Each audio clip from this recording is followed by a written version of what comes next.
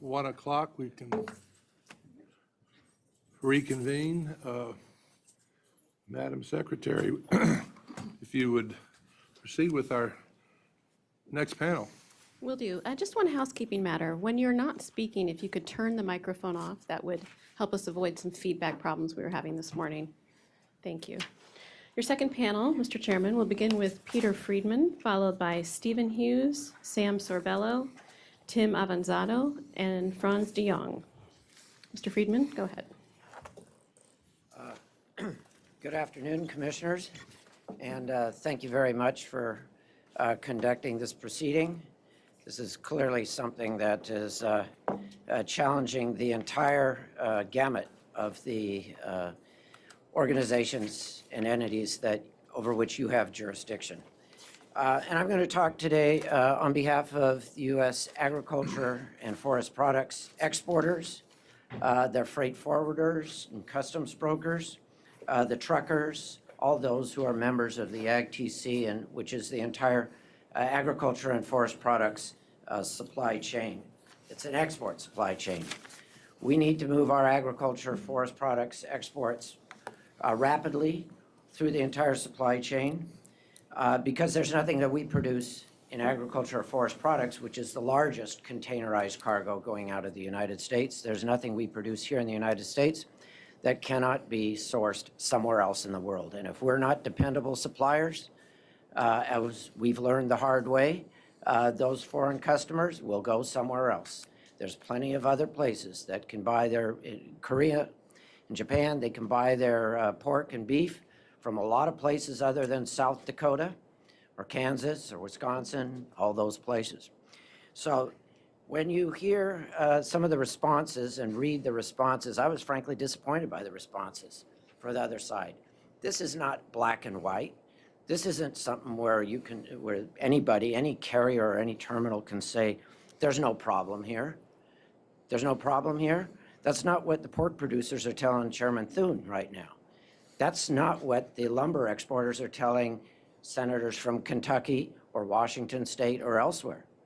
This is a problem because it impacts our ability to export. Now, keep in mind, nobody, no exporter and no importer wants to keep their cargo on a terminal 1 minute longer than they absolutely have to. There's sort of this view that maybe people like to store things there. No. And here's an example.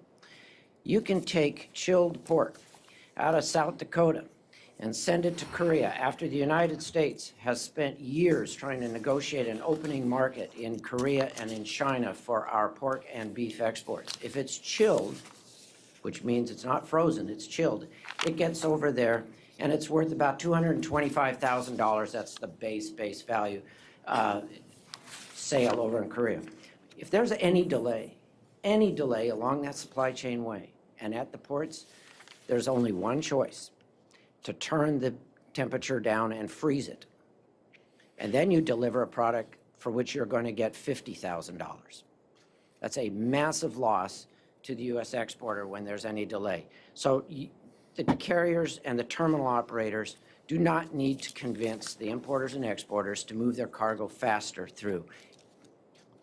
To the contrary, we want them to move our cargo through quickly. So there's definitely a problem here. Some of the responses you heard, you don't have the authority. Come on, give me a break. That's exactly what some of the same people who wrote those same petitions, the same briefs that they gave you on this one, that's what they said on the SOLAS VGM, Verified Gross Mass. When they say you didn't have the authority, you can't move on it. Well, you didn't. And so the U.S. Coast Guard stepped in, and then the Congress stepped in because they said there was a problem and we are going to fix it. And I think this agency has the authority to step in and fix. And I think this agency has the authority to self-initiate. You've heard from the whole gamut. This isn't something where it's just when people say this is a commercially negotiated item. You've heard from Walmart. So, okay, only retailers that are smaller than Walmart and smaller are impacted by this, which means everybody in the United States. We have as a member the nation's largest trucking company, paid almost $4 million worth of these fees.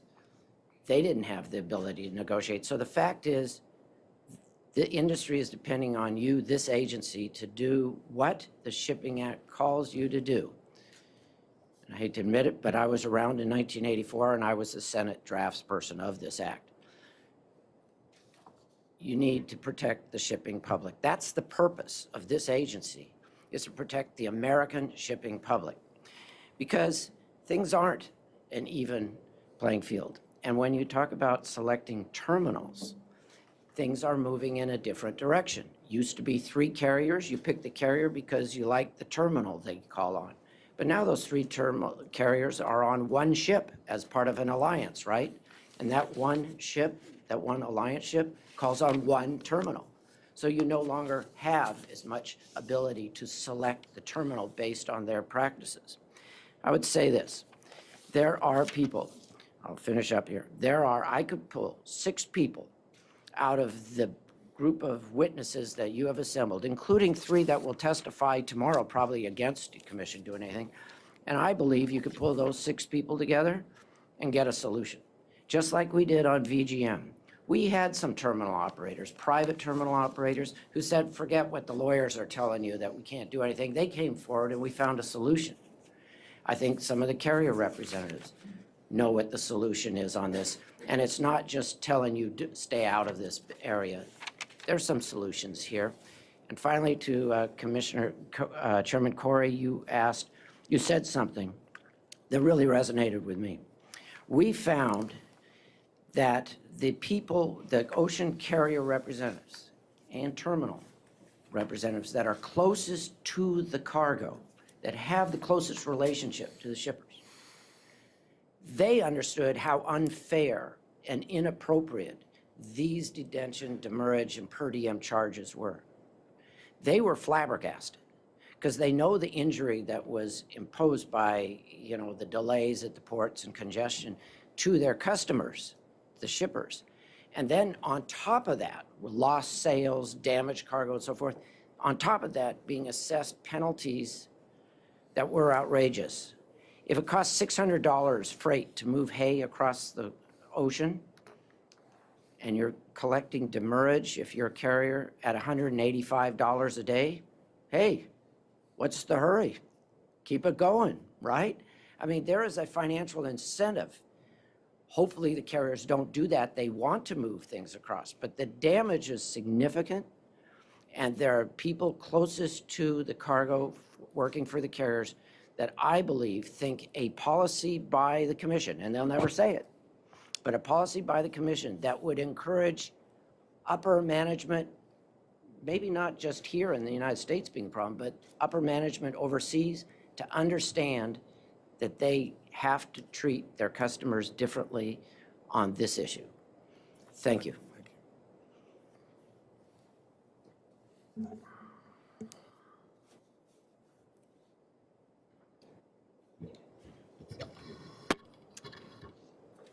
On behalf of the Auto Care Association, my name is Steve Hughes of HCS International. I welcome this opportunity to provide testimony on how incidents of port operations and severe congestion at container terminals here in the U.S. ports have affected our membership, their customers, and how a policy statement on fair and reasonable demurrage and detention business practices will benefit our industry.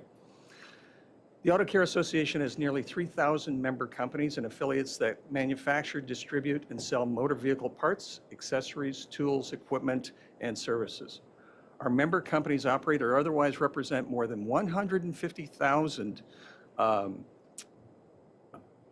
manufacturing facilities, repair shops, parts stores, and distribution outlets. U.S. auto care industry employs 4.6 million people, 3.2% of our workforce, and accounts for more than 2% of the nominal GDP. The integrated grid of companies and organizations is dedicated to providing, and this keeps moving too fast, I'm sorry.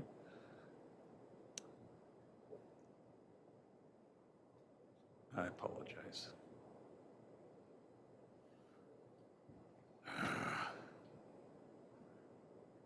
providing quality parts, products, vehicle service and repair for all 278 million cars and trucks on our U.S. roads today.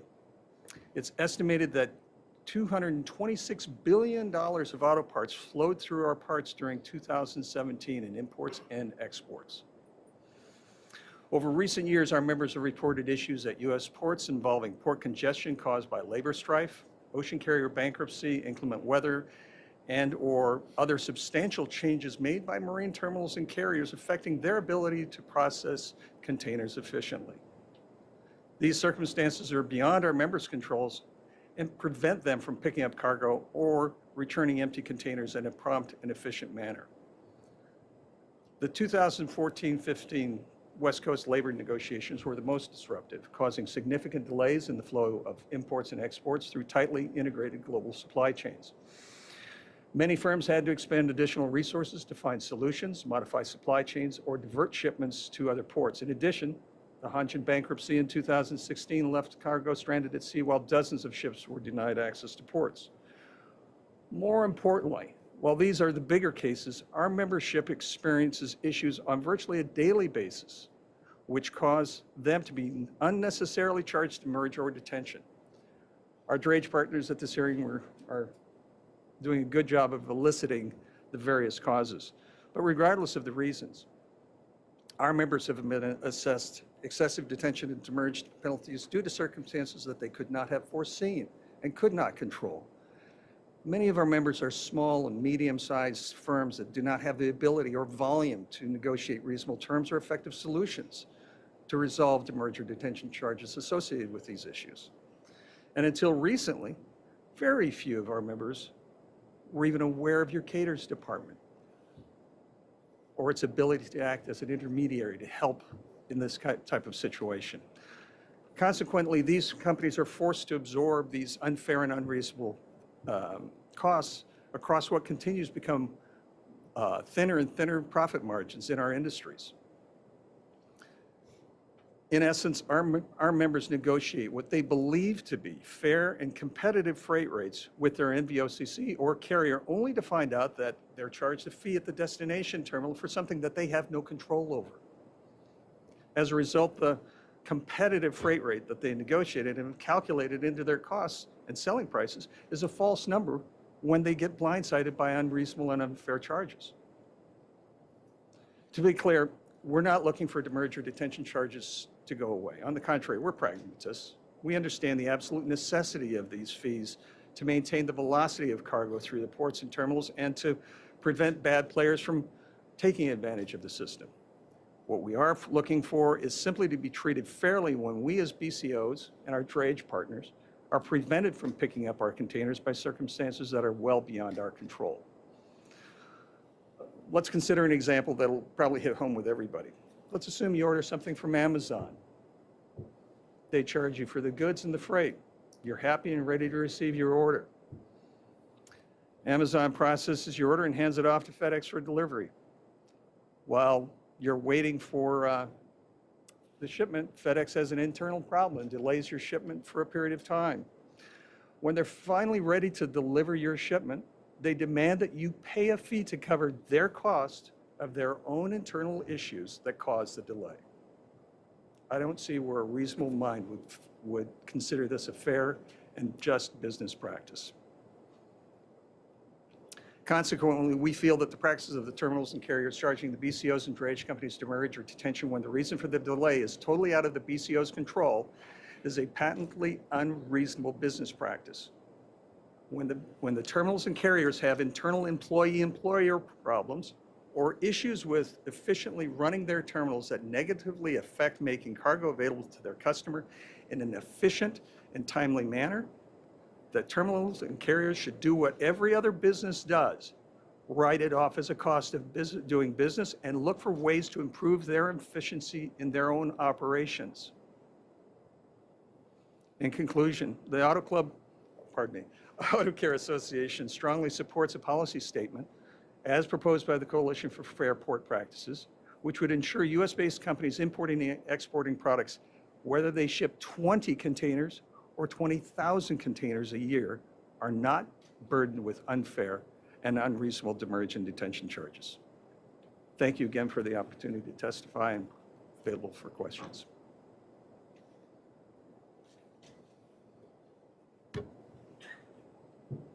Hello, my name is Sam Sabalo.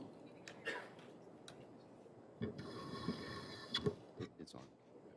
My name is Sam Sabalo. I'm the owner and president of Atlantic Coast Freezers located in Vineland, New Jersey. My company is a cold storage warehouse facility and one of the largest receivers of imported meat products in the Port of Philadelphia. ACF provides USDA inspection and warehouse services for our clients, the importers of record for imported meat products. In my testimony today, I'm going to focus primarily on the impact that mandatory government inspections has on these practices. ACF receives approximately 4,000 ocean containers per year of imported meat products. By federal law, 100% of all imported meat containers are subject to inspection and clearance by Customs Border Protection officers before they can be released from the terminal. After they are released, the products are transported to a cold storage facility that is improved to inspect meat and must be inspected by USDA Food Safety Inspection Service personnel at that facility. Once a container of imported meat products arrives at the I-house, every carton is offloaded by hand and staged in a cold storage warehouse facility for FSIS inspection. Each container can take 3 to 4 hours in the staging area for the most basic FSIS government inspection process to be finalized. If the container is selected randomly or otherwise for an intensive examination, it can take several more hours for the product in the container to be inspected by FSIS. In performing their mandatory inspection activities, Customs Border Protection officers at the port and food safety inspectors personnel at the I-house sometimes cause delays in release of the imported meat cargo to the importer or his agents, which is outside the control of the importer. Yet during these mandated government inspection activities, the clock is running with regards to detention and demurrage free time.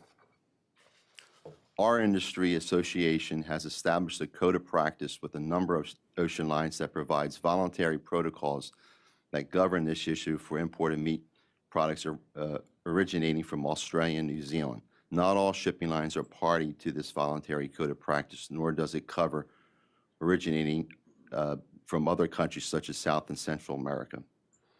Under the current code of practice, demurrage and detention expenses charged by the shipping lines are assessed 4 days following the day of discharge from the vessel and 4 days following the day of interchange, respectively. There is no standard in the code of practice for the fees a shipping line may charge for detention or demurrage costs. The fees vary wildly, in some of the shipping lines charging up to $400 per day for an empty container that has exceeded the free time allotment. This dollar amount is significantly out of line for what should be charged. The purpose of these fees is to encourage the importer to return the container within the allotted free time. It should not be a revenue stream for the shipping lines. This is especially true when the reason for the delay often arises for mandatory government inspections of a container in the interest of public health and safety. Government inspection delays beyond the control of ACF were especially apparent during the recent port congestions on the East Coast in 2014 and 15.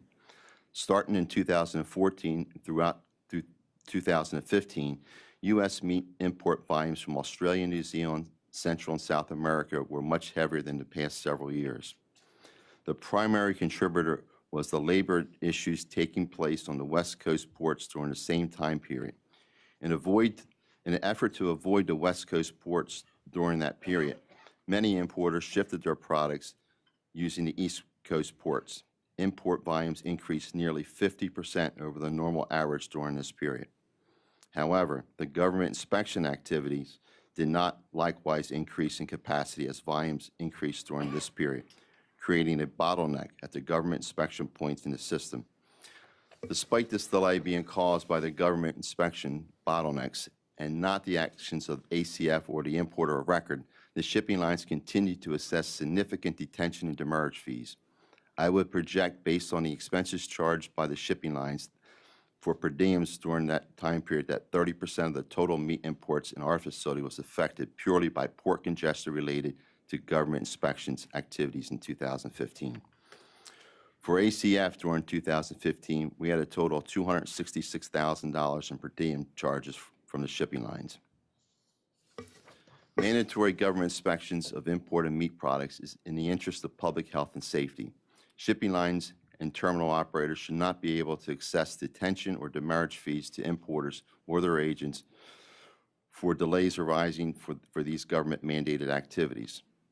Therefore, I request the FMC to issue a policy statement clarifying unreasonable free time on demurrage detention and free time practices or rules that address this issue. The policy statements would reduce inefficiencies in company supply chains by removing confusion and uncertainty that exists today regarding the wildly inconsistent practices and rules of the ocean carriers and terminals during the periods of port congestion. Thank you for your time.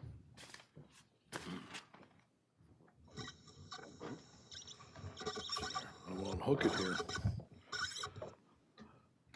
Thanks for having me, Commissioners. I'm Tim Admin Sato from Lanka Sales. I'm an exporter of approximately 5,000 containers of paper and plastic products used for the food service industry, throughout the globe. I've heard plenty of great examples today of how the current system, terminal operators, steamship lines have done the shipping community wrong, and I agree with all of them. But I'm going to take a little bit of different tact here just to kind of, broaden the spectrum. Our ports and terminals have become the lifeblood of our country. The current situation is not able to be pointed with one broad brush. Each port has their own authorities. An active operating authority like Savannah or Norfolk versus a landlord as I have in my native New York jurisdiction for my business. They'll have different operating hours, their own climate, with or without winters, Florida versus New York. In addition, each cog in the wheel have their own struggles and opinions. What's most important, though, in this process is that we all need the proper health of the industry and not make the MTOs just a dartboard. We have to look at the industry as a whole to see what parts might be broken, and none of us wakes up in the morning to lose money. So we need to look at the whole body of work. As a cargo owner, I can say the winter of 2013 was no fun in New York. I was forced to pay thousands of dollars in per diem. The cascading effect of closed days and persistent cold weather backed up the gates of the terminals, but it did not stop the influx of vessels and discharge of thousands of containers. As a shipper, my trucker's abilities were cut in half due to horrendous turn times and putting my shipments into per diem. I'm a 90% exporter. Yes, I'm not happy about this and do not think I should have to pay when it's not any fault of my own, but let's put the MTO shoes on and look what they had to deal with. Massive labor shortage at the time that was working 24/7, not only doing snow removal, but also handling regular responsibilities of stevedoring. Unable to add to the work roles in New York because of the Waterfront Commission that's outdated and restricted the hiring people. Snow and ice accumulation on the roofs and packed in the corner posts, making lifting the containers difficult, if not extremely dangerous. Taking the winter weather issues out of the equation, let's look at the historical challenges that MTOs face in New York. Very high rent rates that are also not comparable. APM Terminals pays $19,000 per acre, while MAR pays $39,750 per acre. Ultra-large container vessels discharge 2 to 3 times more cargo than they did 15 years ago. Most terminals do not have an appointment system and have no idea how many trucks will show up on any given day or any given time. Not enough land or space to have a wheeled operation. In the case of New York, a political entity that decides how many longshoremen can be hired, as well as who can be hired. Steamship lines abandoning the chassis business. Their customers are steamship lines that are historically unprofitable, when the only people paying your bills on the verge of bankruptcy most weeks, most likely your fees are getting squeezed as a result. Electronic log for trucks now also greatly reduces the amount of time a truck driver can drive. I think perhaps we should look at an exemption for a local port driver. Let's take a look at what has worked to improve terminal efficiency and cost reduction. The appointment system at global terminals has been fantastic. Very well done. They rolled it out right. They did all the preliminary work fantastically. They got everybody involved, and they did it very small steps. Huge, huge success. Getting the government out of determining how many employees are needed to run a terminal. Governor Christie just signed to abolish the Waterfront Commission. Hopefully, New York does the same. As I said, eliminating a segment of the electronic logs to allow local port drivers to possibly go beyond the regular mandate. While infrastructure is important to the health of any port system, reducing the rents paid so that the MTO can put more of their own capital work as they see fit and not have to rely on demurrage and detention as a profit center. While the demurrage system is needed to keep the needed space open, there are times when common sense needs to justify this and not a calendar. And lastly, a profitable steamship community. Yeah, I wish my trucker could get in and out of a terminal in 30 minutes, and I never saw a per diem or demurrage bill again. But before we regulate MTOs and we know operation what we can do to help them, we all need to look at this, through their lenses as well. I see that my thing's almost up, but anyway, I'll make this quick. What's not so clear is a way to make the steamship lines profitable. I'm not a person that's in favor of regulations, nor am I a fan of monopolistic price fixing. Wouldn't it be nice though if the steamship lines started becoming profitable and charged proper amounts evenly throughout the year on head haul lanes into the United States? Right now, it would cost you more money to truck a container from Chicago to North Jersey than it would to move a container from Shanghai to New York. I think there's a problem in that. Especially now, we have the elimination of China importing scrap metal and scrap plastic. So what do you think that's going to do? It's going to reduce the small amount of stuff that we do export. That's very quickly evaporating. So that's going to make the steamship lines even more unprofitable. And just real quickly, January 1st, 2017 through September 30th, 2017, there was 1,451,000 TUs imported into New York, 581,000 export TUs, and 831,000 empty TUs. We're exporting more empty containers than we are exporting product. I think that's another fundamental, problem for the industry and for our country, but we'll get to that later. Thank you.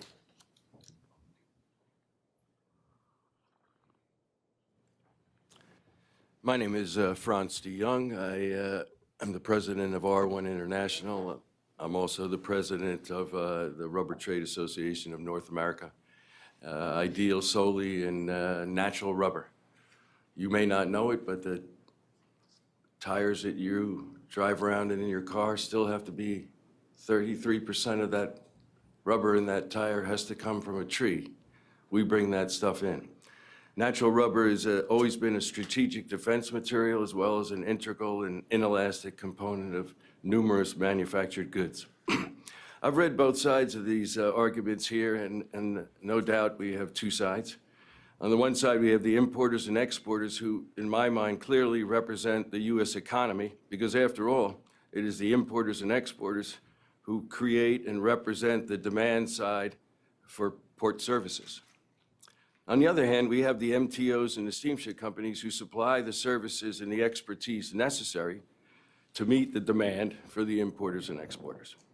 And you, the FMC, has to work with all of us together, and I, as my name shows, I'm obviously of Dutch descent, and I was always told that we come from a very small country, and we have to work with everyone.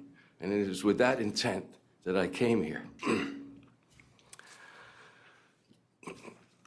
So the FMC mission is actually to ensure a competitive and reliable international ocean supply system, which comes from the MTOs and the steamship companies, and that supports the U.S. economy and protects the public from unfair and deceptive practices. And I hope to present some insight and some possible solutions to the current seemingly stalemate here that we have, from common sense and a sense of patriotism, from the FMC's own mandate to protect competition and integrity for America's supply chain, and finally from a pure economic point of view, because that's what I studied when I went to school.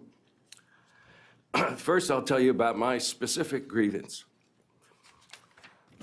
My company imported some 5 containers of natural rubber, about 100 tons worth of product from Guatemala, using an NVOCC and ultimately shipping on MSC lines. We paid about $6,000 for the use of those containers, including about a 3-week voyage time, being the drayage expense from Guatemala to the port of Norfolk. These containers were pulled over for a routine and random customs patrol X-ray examination of our cargoes, which we have never have any objections to, and we actually paid for an intensive examination. It cost us $2,500. I think this is part of our patriotic duty in complying with our Border Patrol and Department of Homeland Security's efforts in the war against terror. The examination went 7 days beyond our 4-day container free time, and then MSC detained our cargoes, would not release same, while threatening to pile on additional demurrage. I'm sure you've heard all this. Until we paid $10,000 in detention and demurrage fees.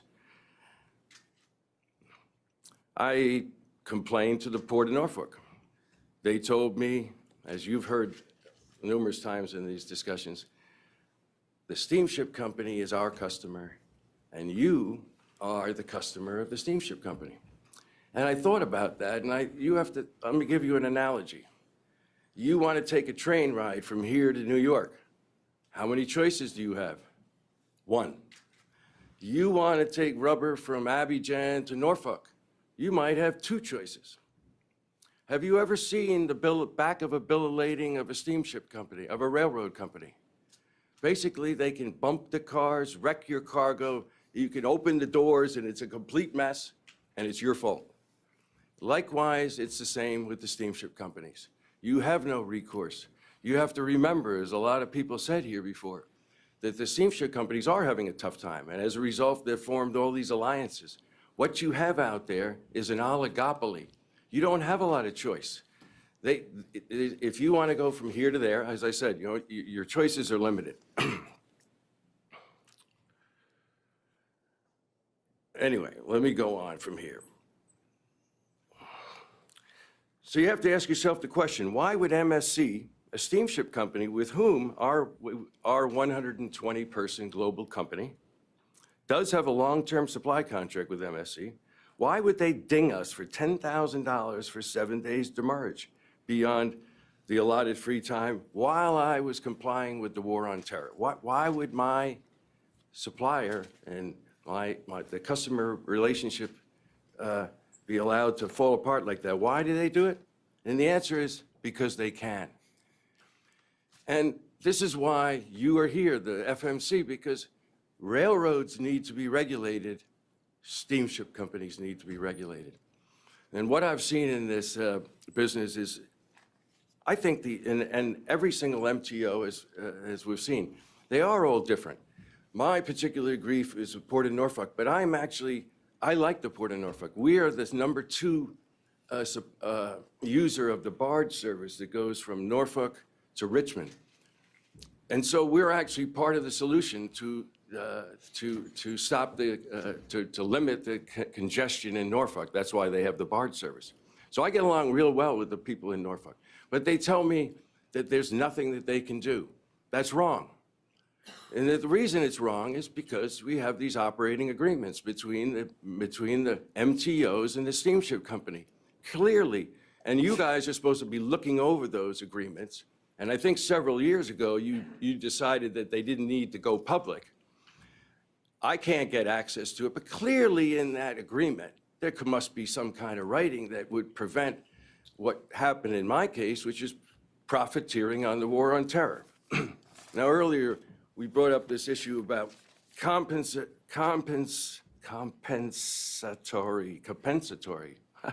charges versus punitive. Well, I have a couple letters from the Port of Norfolk, because I wrote a lot of letters to them, and I got them back, and they said that basically we charge $20 per container per day, and we understand that the steamship companies charge about $60 per container per day. Seems reasonable. And I believe in the whole idea of demurrage, because it is an incentive for importers to pick up containers. But it is clearly a disincentive for steamship companies to hurry up the process, because it's a revenue item for them now, okay? Now, in our case, we were charged $275 a day. Now, another thing you have to think about is America is a net importer, unless I'm mistaken. And Tim, I'm sorry. No worries. Just said how many containers come in and how many go out. So we actually have a glut of containers. So why are the steamship companies saying that their valuable cargo is being held up? It's only being held up so that they can charge demurrage and they don't have to store it at the port and otherwise pay a bill. So remember that. No, so from a common sense and patriotic viewpoint, how and why should American citizens and importers, while representing and carrying essential imported raw material inputs to American manufacturing processes, and I bring stuff into Tenneco, Goodyear, 3M, all kinds of big American companies, some of whom are exporters, and while complying with and paying for the compliance for a U.S. inspection, why should I be beholden and essentially hijacked by foreign steamship companies operating at U.S. ports? How can MSC say that 5 containers are worth $6,000 for 3 weeks en route to the U.S. and all of a sudden worth $10,000 for 7 days in demurrage? Why should exporters be faced with a premium container option? I don't even know anything about this, but I read your report. A premium container option concerning, in order to make containers available when there's a glut of them. So that we have time for questions, can we? Am I run out 8 minutes? I didn't even get through half of this. That's why we have the record. Anyway, simple economics will tell you that there's a supply side and a demand side for the services of the port. And one of the things I think you should look at is the fact that I went to all the ports and they say that the steamship company is their customer. Why is that? I pay all the duties that pay for, when we import stuff, we pay merchandise processing and harbor maintenance, which essentially goes back to the ports. So we're supplying a lot of the money that they use for their operating budget, but we're not even in the picture. So I would ask you to consider the fact that certain ports, and I talked to the guy from Houston, he says importers and exporters are on their board of commissioners. I looked at the Port of Norfolk, for instance. There wasn't an importer, exporter anywhere on the board of commissioners. We need better representation. That would help us work better with everyone. Thank you. I'll leave you.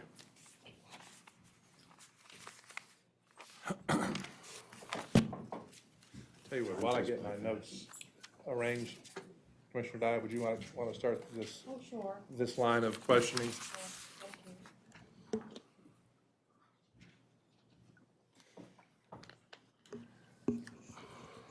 On customer service and resolving disputes, who does that well?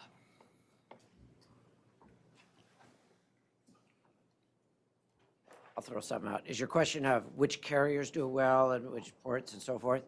I think the carriers that give some authority and take seriously the input from the customer service folks closest to the customer are the ones who do it best. I can give you an example. 2 carriers, the Agriculture Transportation Coalition does an ocean carrier performance survey Yes. every year. And we get it from all the exporters. And in the past, the ocean carriers that had the best documentation systems tended to rate right at the top, an APL at one time, OCL, and so forth. But in the last couple of years, I think our results reflected the willingness of the carrier to listen to the people closest to the cargo at the ports. And that was Hamburg Süd and Hapag-Lloyd. And I can tell you that I know their local sales folks and customer service folks, and they absolutely would disagree, I believe, with the idea that's being presented in some legal briefs, and not only them, but all the carriers, I can mention all of them. Maersk also had some very good people up in Puget Sound who are very good in helping the customers who are trying to export and import through the tumultuous situation there at the Seattle and Tacoma terminals at the time. Very close. I'm sure on the record nobody's going to speak, but I can tell you, I can find people at every carrier who believe that there needs to be some way for higher management, all the way up to Europe and Asia and so forth, to understand the realities of what's happening at our ports from time to time. And so whether it's this proposal or another proposal or some other initiative by this commission, you need to help those people at those carriers and at all those carriers who want to maintain the relationship in a reasonable fashion with their customers, import and export. Should the system be simpler along the lines that I hear it's administered in European ports, for example? First, I'd like Where to the- say something about the last question you said, because. Oh, okay, please do. Because I think most of the steamship companies are good guys, but there are a few rogue candidates out there. I mentioned one, but I really haven't had any problems other than this one particular one, which was so egregious that that's the only reason I came here. But I said, That's good to hear. I figured if this can happen to me, well, for complying on the war on terror, and the only reason they did it is because they can. And so somebody has to slap their wrist. Well, and conversely, when you mentioned the war on terror, one, as an exporter, the biggest farce of the entire process is the necessity to have this AES number filed a week, in the carrier's possession. Say, hypothetically, the cargo cuts off at the pier this Friday, but today's a Tuesday. They need my documents today. Yes. I haven't even pulled a container out yet, but I have to file this AES number. Right. Which, and again, people, they use a guise of port security for it, which is nonsense. I could type in anything right now into the AES system. I could say that I'm shipping Judge Ito dolls, whatever. And it's gonna spit a number back out at me. And again, like, at what point, again, like, who's gonna be exporting a bomb out of the country? So this AES. Tim, let me say, I think that, I agree 100%, we've been working on that, but that is under the jurisdiction of Department of Homeland Security and Customs and Border Protection. And I'd love the commission to jump into that one too, but I doubt you are gonna take on CBP. That's really a CBP Okay, but requirement. but I appreciate that, and I'll make it very quick then.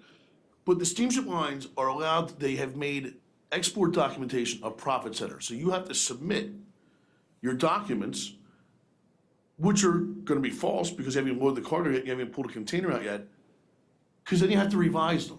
And now, so Hapag-Lloyd, for example, which I'm in a legal dispute with, which I'll probably write you guys a letter on very shortly about. So in order for me to revise those documents, I have to pay, what started out as like $25. Then they figure out, we're pretty Yeah. good at this. Yeah, Now it's and along 200. those, I appreciate 200, that. and along those that's lines, wrong. and this is for all of you, if you can, especially for export, if you can provide me with the types of problems, whether it's inspections of various types by the government, or paperwork, or what types of problems show up that cause demurrage overcharges. You know, Holdups. This is a very odd situation that you're faced with, because if you were to read the briefs, and you're going to hear the testimony tomorrow, it's just black and white. Now, that's a terrible idea. Don't pursue this proposal that was submitted by the petitioners. Forget it. But like VGM, many of the carriers, many of the terminal operators, and many of the port authorities, we've heard Port of Long Beach several times already today, know that that's wrong. That testimony you're going to hear tomorrow, that you're reading, at least if you're Right. going to hear what I've been Right. reading, Right. does not really reflect Well, What's they're actually going to be going up here, so we'll hear what they have to say. Yeah, what's actually going on. So that's why I say, I think this matter, some guidance is appropriate. You can provide the guidance, and I bet you if we could find 6 people, I can identify 6 people, and we could sit together and have a representative of a carrier, a terminal, and so forth, who come up with something. Yeah. Because keep in mind, the exporters and the importers do not want their cargo to be idle.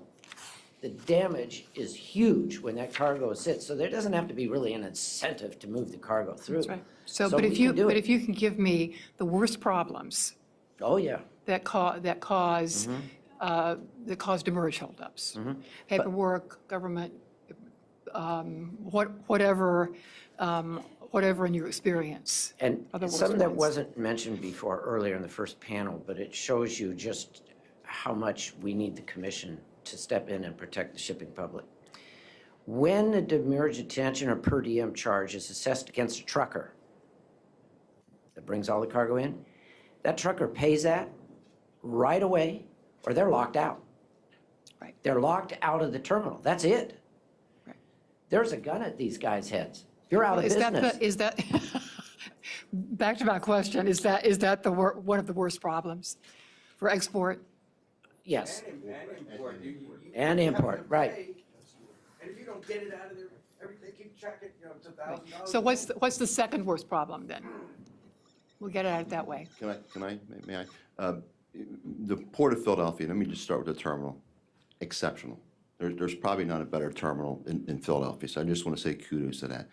You asked about customer service. Their average, you're probably looking at business owners here that pride themselves on customer service. That's why we're who we are and we're successful, is our ability to serve our customers. It's probably average at best with this shipping line. Some are better than others. For an example, this past week, or whatever it was, we had a little snowstorm. Some were receptive, some were absolutely shut out. We're not giving you an extra day. Trucks had a dismal time trying to get up into the port, trying to get our rounds and containers. Thankfully, we were able to get them out, but we heard some maybe tell us what the problems are, and then others told us flat out, no. One other problem is their billing system. If there is a problem with per diems or demurrage, I don't know if you guys see this, it may be 2, 3, 4 months before you get the actual invoice. And then you're gonna go back and try and figure it out. In the meantime, like somebody said, they have a gun to your head. And in fact, your invoices are wrong half the time. You better not just pay them. You better go through them and look at the steamship companies. Right. This is a point, I think. It is the steamship companies. There's the MTOs, and I brought up Norfolk, but they were very helpful. They're very nice. They really don't think that there's anything they can do, although I disagree because in the operating agreement, the language could be such, it could be put right in the operating agreement because that sets the environment in which the steamship can operate. Am I right? Thank you. That's your Thank you. solution, yeah. Thank- If I may, one of the things that's being overlooked here, in general, I think, is we've got several large, medium to large importers, exporters here. You're talking people that are bringing in 2,000, 4,000, 6,000 containers, what have you, or the Walmarts of the world, 20,000 containers, what it may be. These are companies that have various ranges of negotiating power, which, as we've heard, is just only so much. What I think we're missing is the really small importers, the guys that are bringing in 20 containers a year. They've got zero leverage. They've got zero leverage on every single level to try and mitigate these types of issues. Nor are they educated as to how they could. As I said before, Caters helped my former company that I worked for get some remediation on our demurrage that to this day is still unfair, the demurrage we were charged. But these little guys don't know this. And the small importers need to be protected just as much as the Walmarts of the world, or the Centric Parts, or the Lankas, or whoever. And I'm afraid we're missing this point, because if we don't also protect the entire range of importers, we're really not doing a great job.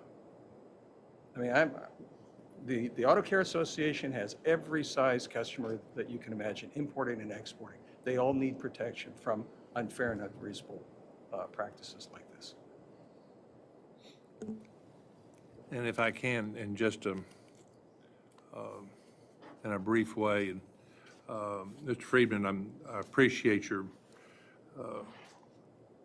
the wisdom of having been in the room when the 84 Act was written. That was the 1984 Act, not the 16 Act.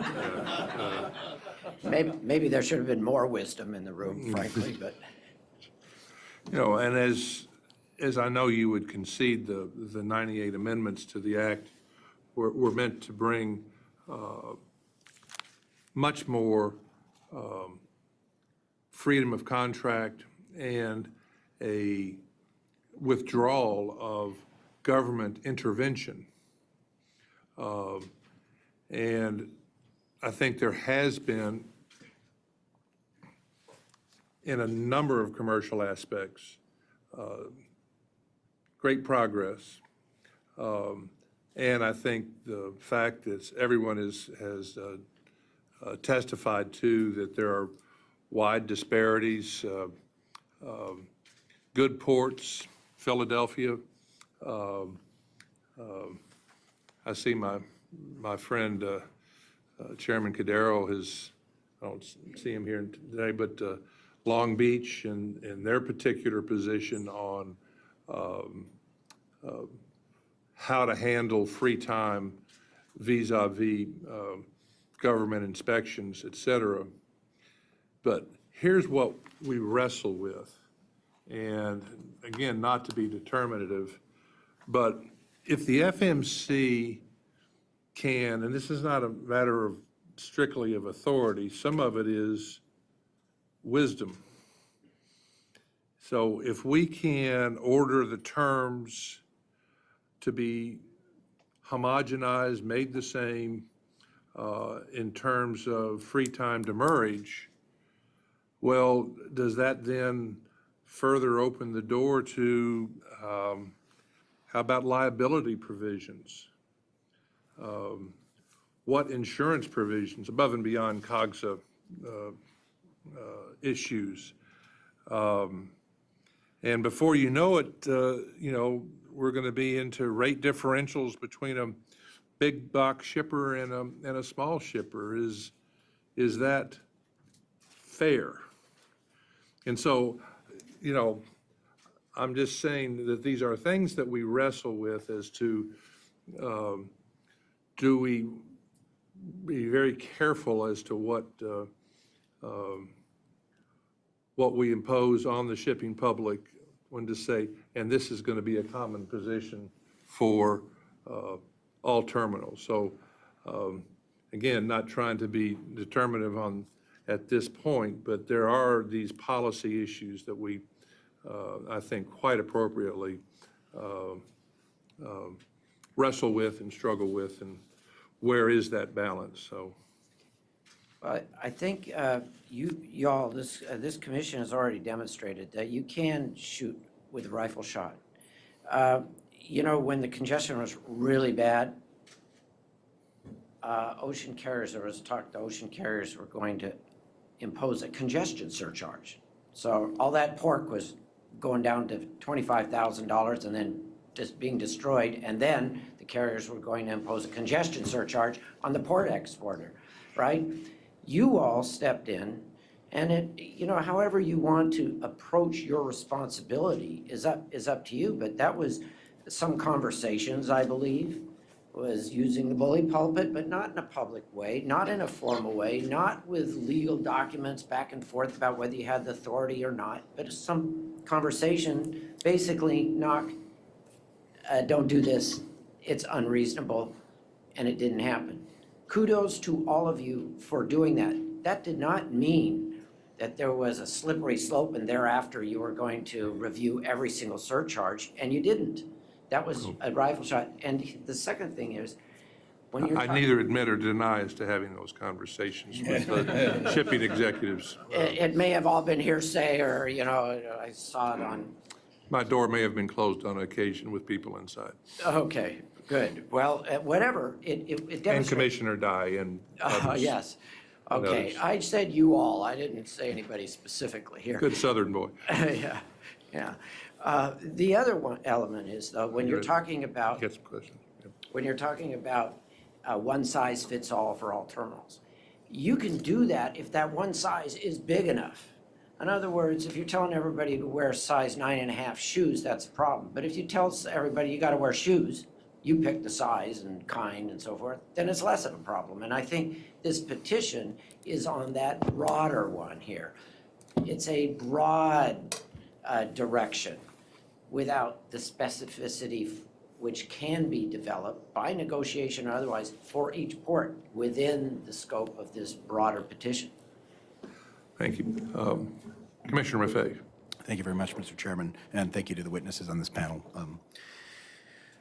So many of you, it's been mentioned by the previous panel, and many of you mentioned how these charges, detention, demurrage, are being used as a revenue stream. I think Mr. Sabalo specifically asked, maybe rhetorically, but you asked, should it be a revenue stream for the carriers? And I'll ask Mr. Friedman and anyone else who wants to, is it inherently unreasonable for the carriers to use these as revenue streams? Is that part of it? I mean, really anybody on the panel? Go ahead, go ahead. Well, you know what? Listen, nobody wakes up in the morning to lose money, and there is a certain cost associated with them. But a revenue stream, I mean a profit center. Profits are- yeah, I think that's what it's out of you mean, control. yeah. It's out of control. It's not unreasonable for them to charge for it, and it's not unreasonable for them to make some money off of it. But when you have, let's just say, for argument's sake, you bring a container from, Shanghai to New York, we'll call it 30 days, we'll call the ocean freight rate was, on the spot market, was about $2,000 for much of the year. Frans, you're a smart man, you know that math offhand? We'll call about $60 a day, let's just say, whatever it was. When it's on the water and they're getting revenue for that at $60 a day, why after, off of being off a ship and in my possession after 4 days, does it become worth $150 a day? I think that's, above and beyond what's, it's more of a, you're being penalized at that Good. point. And Jim, again, like, I- if it was- if it was- if it was- Okay. And again, let me finish here. So, at least 5 chassis. I have my own little house trucking company. I pay $3.20 a day. So anybody that has has chassis problems, don't get them from Track Lease and the other guys at the port. You're paying $30 a day. Go rent them go lease them on your own, and I'll be happy to give you the phone number. Okay. But so to have that out, so if I'm paying $3.20 a day for 5 of them, but a Steamship line is leasing 10,000 of them. No, I get it. I don't mean to. I know, but just let me finish this math here. So, and they're charging $30 a day for a chassis, so that's marking up, whatever, that's livable almost.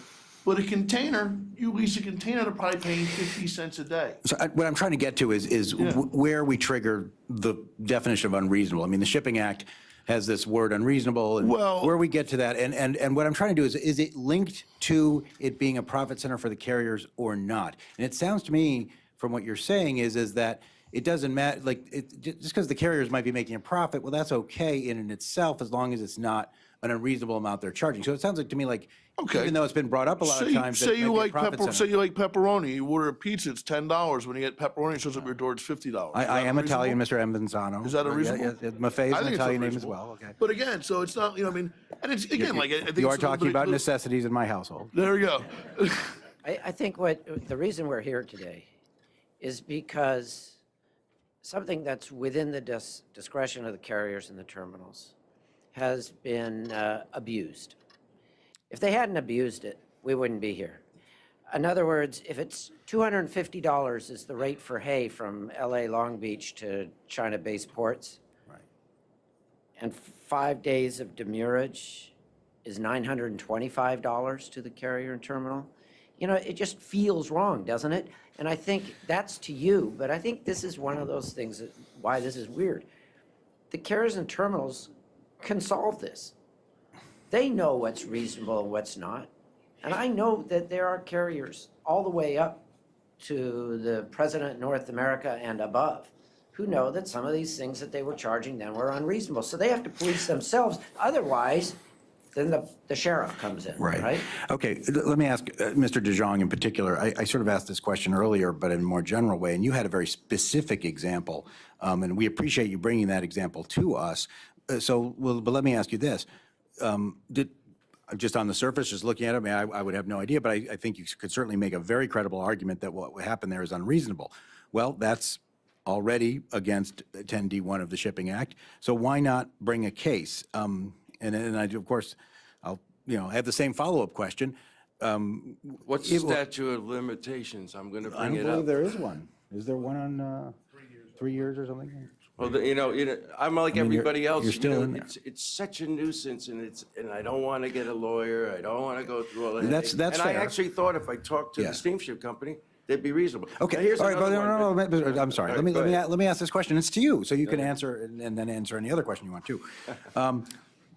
So let's say, in theory, we pass, we offer some guidance, which is what the petition is asking. You still, and they don't follow that guidance. In order to have satisfaction, you still have to bring them through the same process and hire the same lawyers. Why would that be less of a burden than under currently? In other words, I understand why it could be a burden to go through that process, but why would it be different if we offer some sort of guidance and that they choose not to do it? You mentioned because they do it because they can. Well, if you're not willing to file a case, and I don't mean to pick on just you, I mean, this is throughout. It's a good but if question. it's The too hard to question file a is, case- do you Yeah. have the authority? Will people listen to you? Well, see, we don't have our own police force. It's not like we can send people down there. If people don't file a case, we cannot enforce. I'm part of the guilty party. I Yeah. didn't file the case. I mean, we agree. have don't have to we file a have a Bureau of Enforcement. We can investigate, but we don't have a But lot of here's these. another one. I am actually CT-PAT certified. I spent a lot of money to become CT-PAT certified, and I believe that the steamship companies also have to be CT-PAT certified. And it means customs trade partnership against terror. So we're all in the same partnership. My container gets pulled over for the war on terror. Why is my partner kicking me in the butt? Because why is my cargo worth less than his container? Commissioner Maffei, to answer your question, one of the best things the commission has done in the last 15, 20 years is create a mechanism, is to recognize that the barrier to getting justice here, if you will, is very, very high for the shipping public, which does not retain lawyers full-time to bring cases here at the commission and so forth. To bring a case, a couple $100,000 by the time you're through, and there's no likelihood that you can predict that you're going to be successful. It may be, depending if they follow the precedent of a 1949 case, that doesn't sell very well all around the country. For a company that is trying to be competitive globally and have $200,000, maybe more, plus maybe a full-time person working on it internally, don't have it. So you all formed Caters. And Caters is a mechanism that recognized that there is that barrier of going through and bringing a case. And then the Caters is extremely important. I wish it had more resources. We have conveyed that to Capitol Hill, that they should get more resources because they are the gateway for you to get the information you need to do your job. It's realistically one of the few, if maybe only, gateways you have to get that information. I appreciate that. I know Mr. Hughes mentioned that he felt few in the industry were even aware that we had a Caters department. And we can, if you would answer it for the record, not orally now, but any ideas you have on what we could do to help publicize that in the appropriate communities would be appreciated. For now, I'll yield back the balance of my non-existent time. Thank you. What I'm going to ask one more question and then take a break and see if we can get our next panel in. One, Mr. Friedman, I'm going to look to our general counsel to help with this and can be posted on the record. My memory is as you know, the issue on legal fees changed recently, year before last. My memory on fee petitions per party is far less than 200,000, but I'm just going, I'm without trying to I'm going to ask to see if we can't, I think those are for public record, is to see what our recent, over the last few years, what those fee petitions were, and if they confirm yours. We've had some very long-running ones that might get into a six-figure, but in any event, let me ask my last question, and this is one that sort of goes to a core of so many people's frustration. My Admiralty Horn book, Gilmore and Black, is probably older. I don't look this old, but I am. Is older than probably half the people in this room, and the law on liens is older than all of the panel here added up and taken together. And it simply says it's a possessory lien, and once you release the cargo, you release the lien. And that being right or wrong as to whether the charges are fair, that is an animus as to why they're not releasing cargo until those possessory liens are paid. With that in mind, are there some alternate ways to say, I've got a dispute, we're going to go ahead and release the cargo, maintain some legal status, but expedite the release of the cargo, and we'll settle the other stuff and not have you fellas having to go deep into your reserve funds or lines of credit or anything else?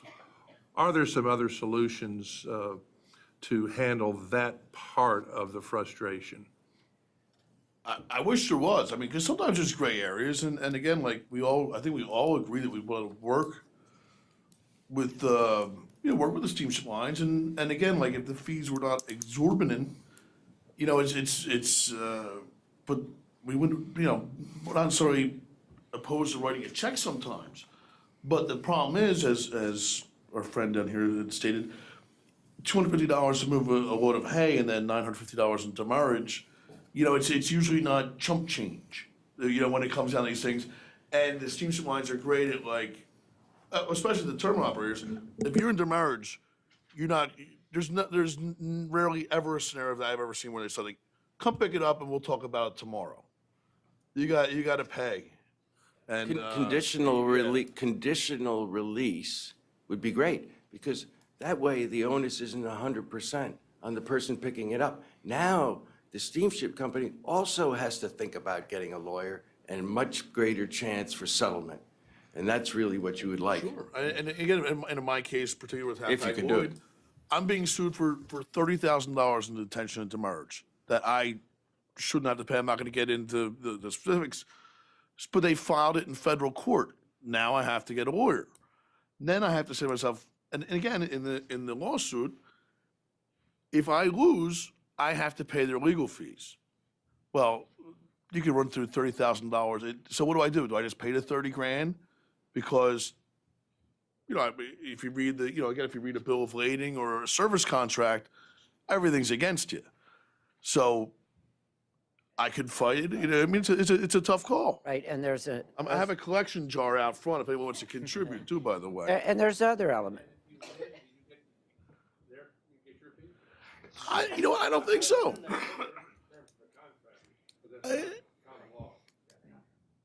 I would be lying if I said I knew for certain, but I'll find out.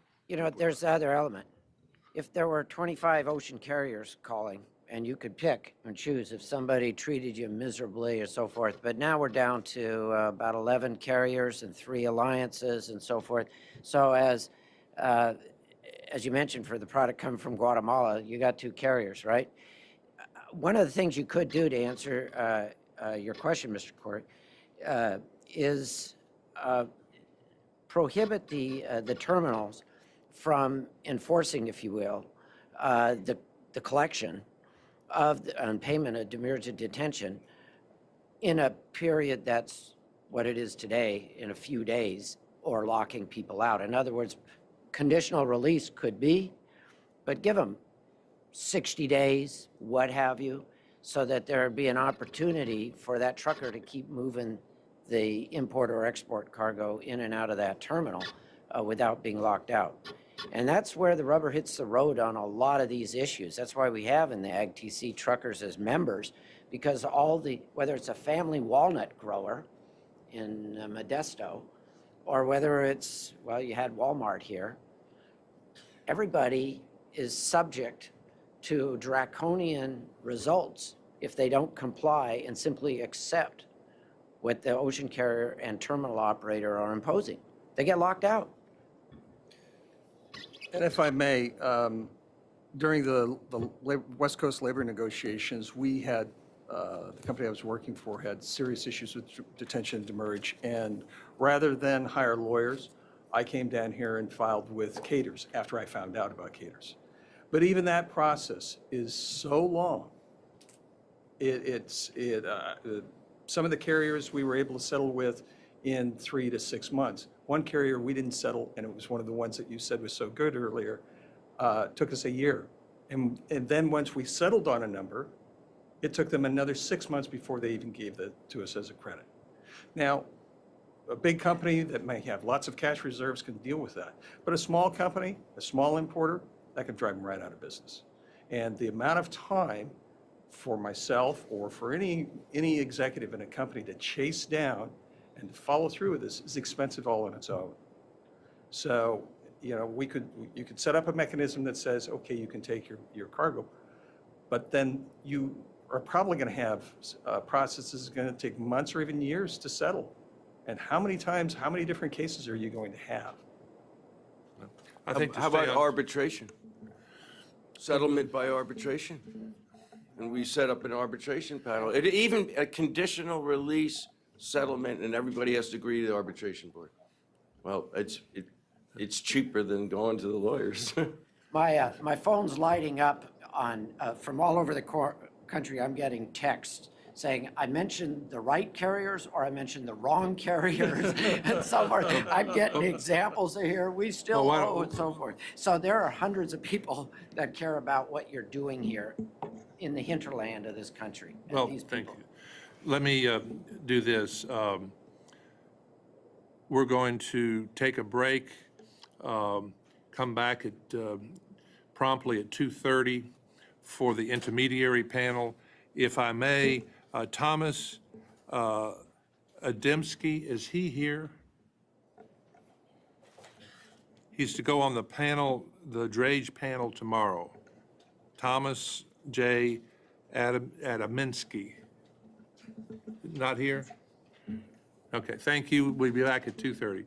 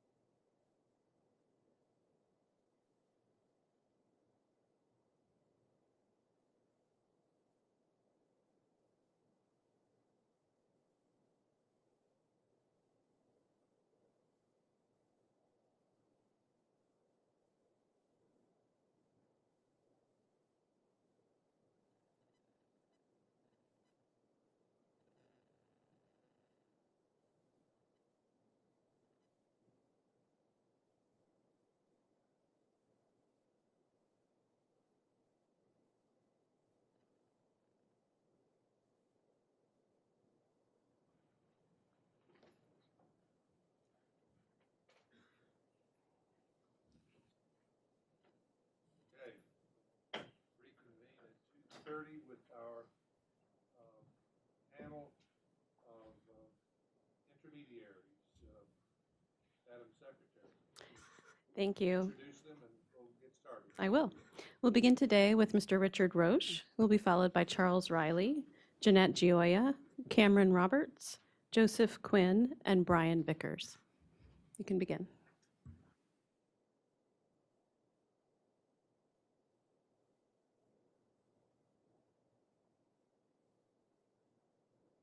Push. Again, okay, sorry. And I'd like to be able to shorten the proceedings by just saying ditto. I agree with just about everything said here today, and hope not to repeat much of it. I've shortened my prepared remarks just to do that. My name is Rich Roach. I'm the Vice President of International Transportation at Mohawk Global Logistics. I also serve as Chairman of the NVOCC Subcommittee at NCBFAA, a role I've held for the past 8 years, and I speak here today not just as an active NVO, but as the voice of the many small to medium-sized NVOs that are part of our membership and for the customers who ultimately bear the brunt of unexpected costs. I've been in the industry for just about 40 years, first sailing on cargo ships, working on the carrier side, and shifting to the NVO side 24 years ago. I'm here today not to eliminate demurrage and detention, I'll just refer to as D&D to keep it shorter, but rather to seek a solution that such charges may be applied fairly, with more transparency in their application and more standardization where additional free time should be granted. As an active NVOCC, Mohawk regularly works within the confines of standard free time, 4 days to evacuate containers from the pier, 2 days from the rail ramps. Our clients expect us to pull their containers within free time so as to avoid D&D charges. Otherwise, we would pull and store them off dock. We understand that D&D as it exists today is designed to incentivize rapid pickup and return of containers with punitive consequences for those that don't perform. That system works most of the time.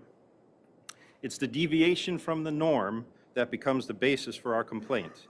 Congestion from any cause, labor, system crash, vessel bunching and weather, or terminal glitches like lost containers, closed sections of the yard, and in some cases equipment shortages, may contribute to D&D being assessed unfairly due to circumstances beyond our control. We talked a lot about congestion, so I'll keep this brief. When caught in heavy congestion scenario, it is extremely difficult, if not impossible, to find anyone at the carrier or the terminal to negotiate extended free time. When we do get somebody, they might argue that the line is not 6 hours long because they only see 2 hours of the backup. But meanwhile, our trucker's geofence shows him slowly advancing in line, wrapped around to the other side of the port. There's an interesting difference in the point of view of those collecting the charges and those paying. We have an agreement with our house drayman to pick up 25 containers a day at the Port of New York. If we have 100 containers arrived with first availability on Monday, we can get them all out by Thursday. And we don't incur demurrage in those cases. But when there's a problem at the terminal on Monday, and we can't get 10 of those containers out on that day, without making other arrangements, we'll be in 10 days of demurrage by Friday. And if we have 10 containers each day that we don't pick up through the course of the week, we'll have 40 containers in demurrage on Friday. And in these periods of congestion, there are no other draymen to go to. They're all in the same situation, so we're stuck. We just have to get that pushed out, and there's no control that we have over collecting those containers. Commissioner Dye's report on supply chain highlighted the disconnect between MTOs, carriers, and shippers. Certainly, there is a disconnect. We're left to beg for refunds after the fact because we don't have a voice at the table. And when we beg, many times this falls on deaf ears. We've heard a lot today about congestion and the variety of situations that are caused through congestion, but I want to talk a little bit more today about the day-to-day problems that we have that are not congestion related, and I'll give you an example. I have one live situation working right now.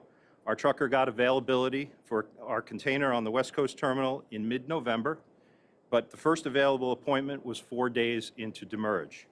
The trucker began an appeal for extended free time with the terminal, but had to pay the demurrage on the day of the dray appointment because the extended free time was not granted until later that day, and this is cash on the barrelhead. When he got there, the container could not be located for a couple of hours, and so he was terminated from the terminal. He was escorted out. When he then went back onto the line to apply for the demurrage again, or to apply for an appointment again. He was also put in 4 days of demurrage, prepaid those charges, and then went to get the container for a second time. At that point, he went to the spot that they assigned him for the container, demonstrated to the terminal that it wasn't there, and went out again out of the terminal. Third time was the charm. He was able to collect the container, though no clear response was given on extension of free time again, and we're still trying to get a refund of $1,700 in demurrage paid by the trucker. We talked earlier this morning about risk, and demurrage notwithstanding, we assumed risk in this case, with additional costs of 2 weeks of delay, truck waiting time in the terminal both times, and 2 dry runs. That's the risk on our side that we have to bear, in addition, very likely to demurrage. I'm still waiting to have this $1,700 refunded. Getting back to congestion, we polled our membership at NCBFAA about statements made by MOL in this proceeding regarding its ability and willingness to negotiate demurrage and detention. Our association had 89 responders to this survey. That's about 10% of our members. 93% of them said they have been assessed demurrage and detention charges in periods of congestion. 94% of the respondents did not agree that MOL worked out an acceptable arrangement or compromise, and 89% indicated the same for the rest of the industry. In other words, that they were not able to work out an acceptable arrangement or compromise to mitigate demurrage and detention charges. The reality is there's little incentive for the carriers or MTOs to want to change the current process. It remunerates them when the delays are caused by the shipper, trucker, or NVOCC, and rightfully so. When the carrier or terminal is the cause of the problem, however, they can simply stand behind their tariffs to print money, with no incentive to fix the problems or even entertain the argument. Further, they have unilateral power to decide who pays and who gets absolved after the fact. This has to change. We agree with the remedies proposed by the coalition so that there's some equitable shift of burden in these cases. In our view, the FMC should issue an interpretive rule so that triggers are established that automatically extend free time for certain causes. Carriers are not permitted to hold up container release when claims are asserted, only to add even more demurrage, and that the punitive portion of demurrage charges be rescinded in force majeure cases. In conclusion, the status quo is unfair, patently discriminatory, and burdensome at best. We would like to see the Commission put the burden on carriers and MTOs to justify detention and demurrage costs when the importer, exporter, and their agents are not at fault. And we would also ask the Commission to consider exempting detention and demurrage charges on tariffs from the Shipping Act so that they cannot be enforced under filed rate doctrine. Thank you for your time.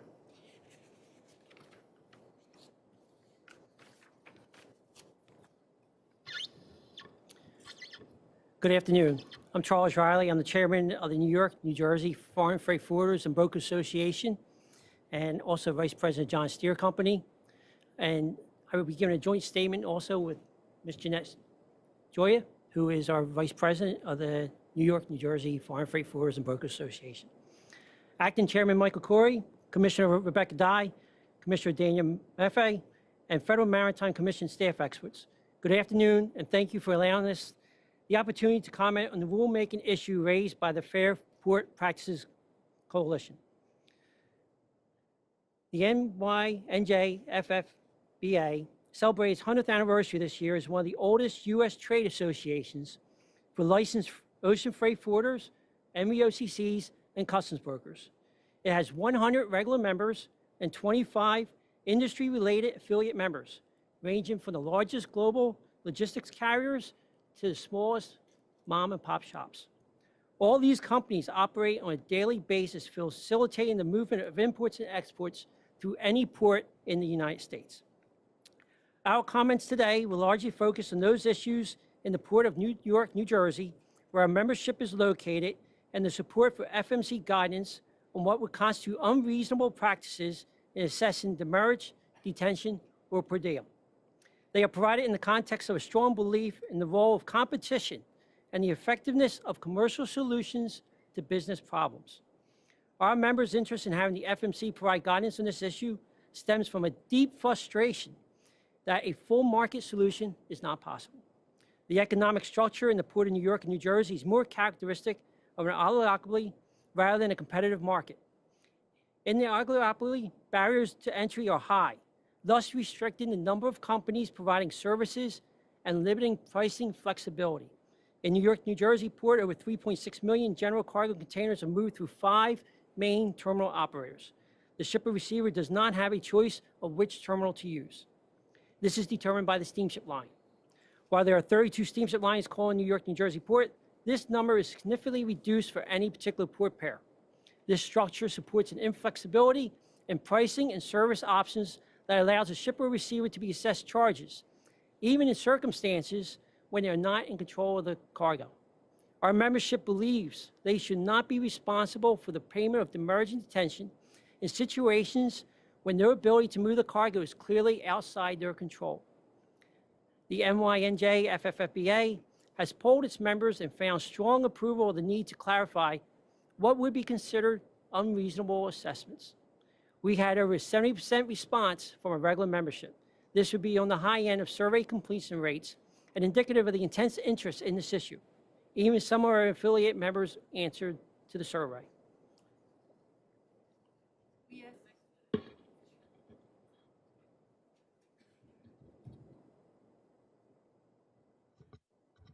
We asked just a couple of questions because we really were trying to understand what, how deep the problem is. And the focus was always on what was reasonable, what was unreasonable, because we fully understand the importance, the need for steamship lines, terminals to be reimbursed for use of their equipment and space. But what we've all suffered is a situation that is actually out of control. So we asked a question, should the FMC establish a rule with a policy statement clarifying when the assessment of demurrage and/or detention would be considered unreasonable in circumstances that are beyond the control of the shippers, the receivers, the motor carriers, and prevents them from picking up or delivering cargo. So we were really only focused in those instances of unreasonability. We have 100 members, regular members. We had more than 70% as Charles pointed out, responding. This is a high number for a survey. 72 out of 74 answered yes. Yes, the FMC should establish a policy statement. In the 3 instances where amongst our regular members where they said no, 2 of the companies had actually not been experiencing any kind of a problem in this area. One of the 2 respondents is one of the top 10 global logistics companies. And they actually said, not surprisingly, the terminals are cooperative. So we'd like to really bring to the attention of the Commission that the current system is inherently skewed against companies that do not have the negotiating leverage with the ocean carriers in the terminals to reduce or eliminate the demurrage. And these are charged per tariff rules and rates, and often that is exactly the way it's expressed to our community. Second question that we asked was, have your company or your clients had to pay demurrage and/or detention charges in the Port of New York and New Jersey when equipment could not be picked up or dropped off? Again, the emphasis was due to circumstances beyond your control. And we divided it up. We asked prior to 2017. 63 responded yes out of the 74. And then we asked during this past year, 2017. 49 responded yes. So there was a reduction.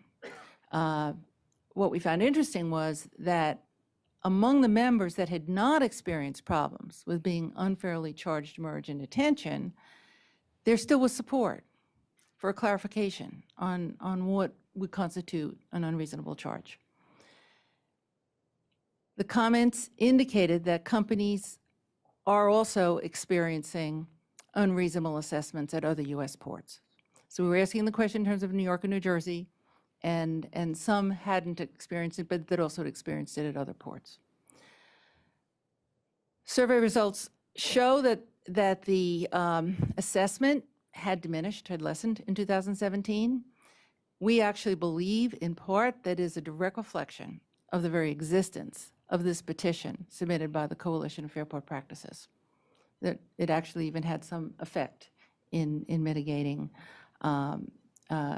circumstances that arose in 2017 and how there was a response on the part of the terminals and the carriers. Even though members commented that the terminals are showing more flexibility, they've also pointed out the ongoing challenges of moving the cargo efficiently through the port as the trade volumes have grown and the size of the ships discharging the cargo have gotten larger and larger. So it's not a one-off problem. It's something that is continuing. The issues that the members expressed in terms of under what conditions they were experiencing unreasonable detention and demurrage. It related to port congestion created by extraordinary events, the weather, labor, computer failure, government action. Many of our members expressed a lot of situations where customs examinations related both to import and export shipments. They found it very frustrating that steamship lines are charging for the equipment usage when containers are moved off the New York, New Jersey port into one of the few central examination sites. Before the CES system was put in place and when the examinations were being done actually on the terminal, steamship lines were not charging for the equipment usage. Only the clock would only start after the government released from an exam. Substantial costs are now accruing. As soon as those containers exit the terminal, they're going to the CESs, the steamship line equipment charges kick in. The importer has absolutely no control over when or where the cargo will be examined, and we believe they should not be in a position to bear the punitive extra cost. In addition, the other areas that were cited causing for detention demurrage, lack of equipment. Truckers, we had an instance, member said trucker was not able to pick up at a terminal because there were no gensets available. And this truck was on the line, then finally was turned left the terminal, no gensets. A genset came free, trucker goes back on the line. It was already too late, and free time was charged in that instance. Also, there are inabilities to obtain a terminal appointment, which moves into the expired time. And then steamship lines delaying or changing action, which leads to demurrage for goods at the terminal, at the arrival terminal, or at the rail yard. In fact, when we were just prior to coming into the meeting, Charles' phone lit up with exactly an example of a situation at the rail yard. Yeah, what happened was there was an inland move to an inland terminal, actually to Columbus, Ohio. The vessel called Norfolk, Virginia. My company, which was a customs broker, cleared the shipment before it even hit Norfolk. We sent out the delivery information to the carrier before it even got to Norfolk. So they had plenty of time to be able to issue the delivery instructions before the container even arrived in Columbus, Ohio. We then received information that from the steamship line to be able to guarantee 5 days of demurrage at the railhead because they could not have the truck power to be able to move it out of the rail yard. And we find that really hard to believe when we gave them the instructions way beforehand. What our understanding is that it is possible, since I don't work for the steamship line, but that their SOP is that they issue the instructions to the motor carrier. They don't hand them out until the trailer is actually available at the rail yard. So they only have 2 days to be able to pick it up. So they put us in the BCO, they really put the BCO at a disadvantage. And what a lot of this comes down when you hear the testimony before us, in the last session. The risk, when these containers come in, the risk is all thrown, as Rich said, the risk is all on the BCO. So even if there's a weather-related incident or any other information, you're in business, you have to accept a certain amount of risk being in business. And it seems like all the risk for these containers is thrown on to the BCOs. The line doesn't want to accept any, and the terminals don't want to accept any. So basically, the New York, New Jersey Freight Forwarders and Brokers Association favors the FMC providing additional clarification and interpretation of what would be considered an unjust and unreasonable practice and not allowable under Section 10D of the Shipping Act of 1984. Thus, our membership is in agreement with the proposed statement of policy in the Fair Port Practices Petition, Exhibit A, that ocean common carriers and marine terminal operators will be acting unreasonably if they are unable to tender the cargo for delivery and or to receive equipment due to circumstances beyond the control of the shipper. This would mean that, 1, free time should be extended if the occurrence preventing cargo delivery or equipment receipt happens within the free time. Also, that the free time should be granted for the period in which occurrence happens, even if the free time has expired. In conclusion, the New York, New Jersey Freight Forwarders and Brokers Association supports the petition's comment that the FMC guidance on detention and demurrage practice to ensure that ocean common carriers and marine terminal operators use these charges as intended and to provide an incentive for the efficient handling of cargo and equipment and not as an additional revenue source. Our membership supports the FMC establishing a rule of guidance to help clarify when the assessment of demurrage and or detention would be considered unreasonable in circumstances beyond the control of the shippers, receivers, and motor carriers, and preventing them from picking up or delivering cargo to terminals. The current system does not have sufficient checks and balances to ensure that demurrage and detention are properly assessed. FMC guidance on what is unreasonable will assist in providing such a check.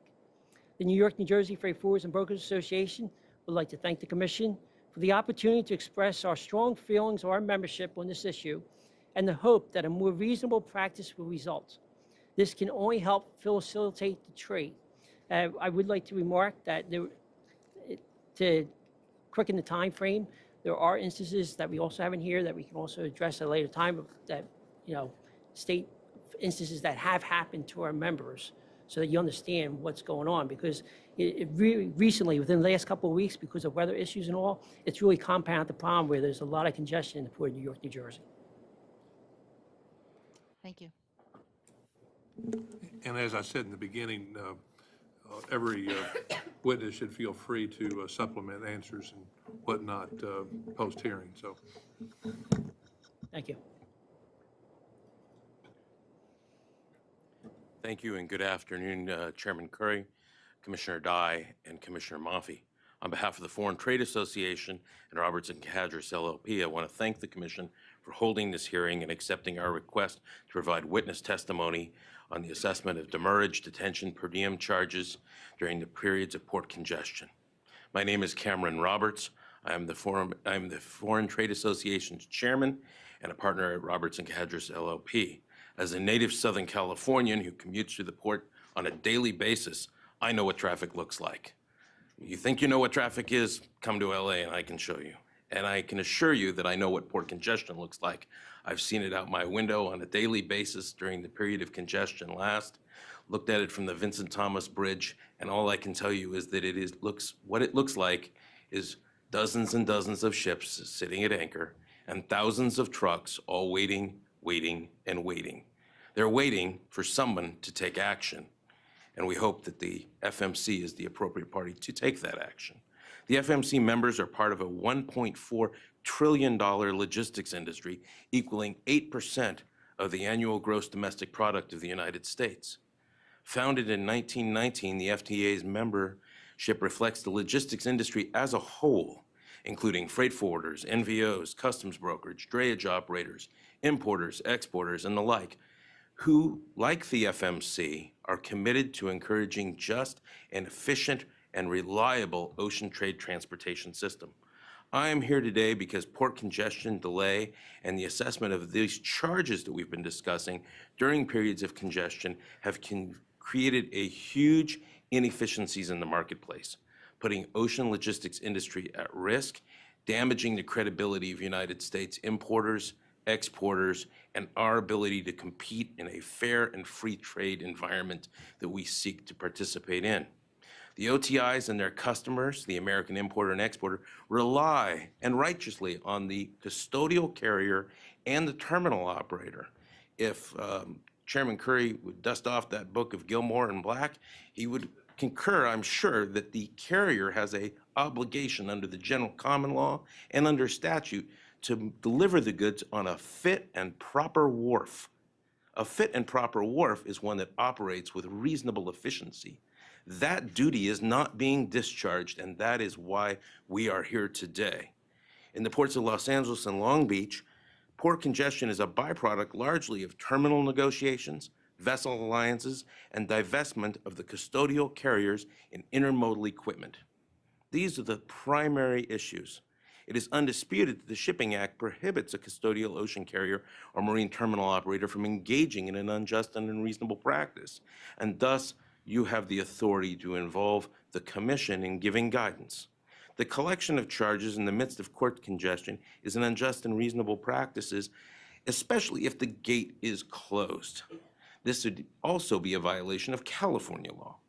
However, the gate closure issue has become a shell game, and an open for business sign is an illusion fraught with frustration, commercial impossibility, and outright refusal by terminal operators to interchange containers, even when they have valid appointments. Despite these known causes of port congestion, custodial ocean carriers and terminal operators have continued these practices despite flagrant violations of both policy and law. The practice of collecting these charges during port congestion encourages future congestion and unjustly and unreasonably shifts the cost of the inefficiency of the terminal on the OTI. If you believe that they do have the duty to deliver and on a fit and proper wharf, this cost shifting should be reflected not in demurrage assessed after the fact, but in the underlying rate. This is a backdoor way of assessing and shifting the fee and the risk. That is unreasonable on its face. Importers, exporters rely on the rates that they pay to create a landed cost calculation.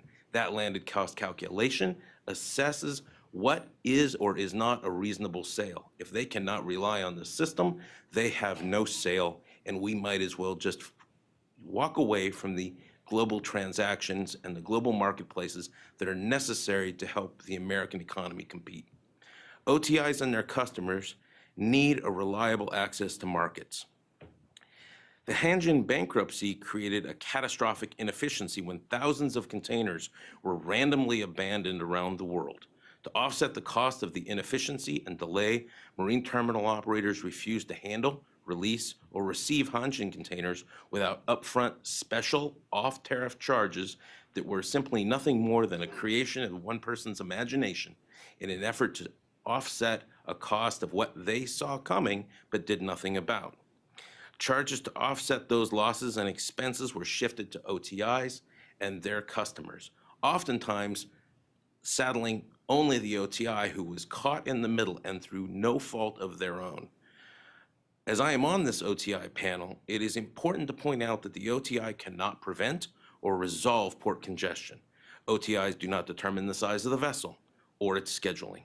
OTIs do not control the decisions made by the custodial carrier in the course of loading or offloading the vessel.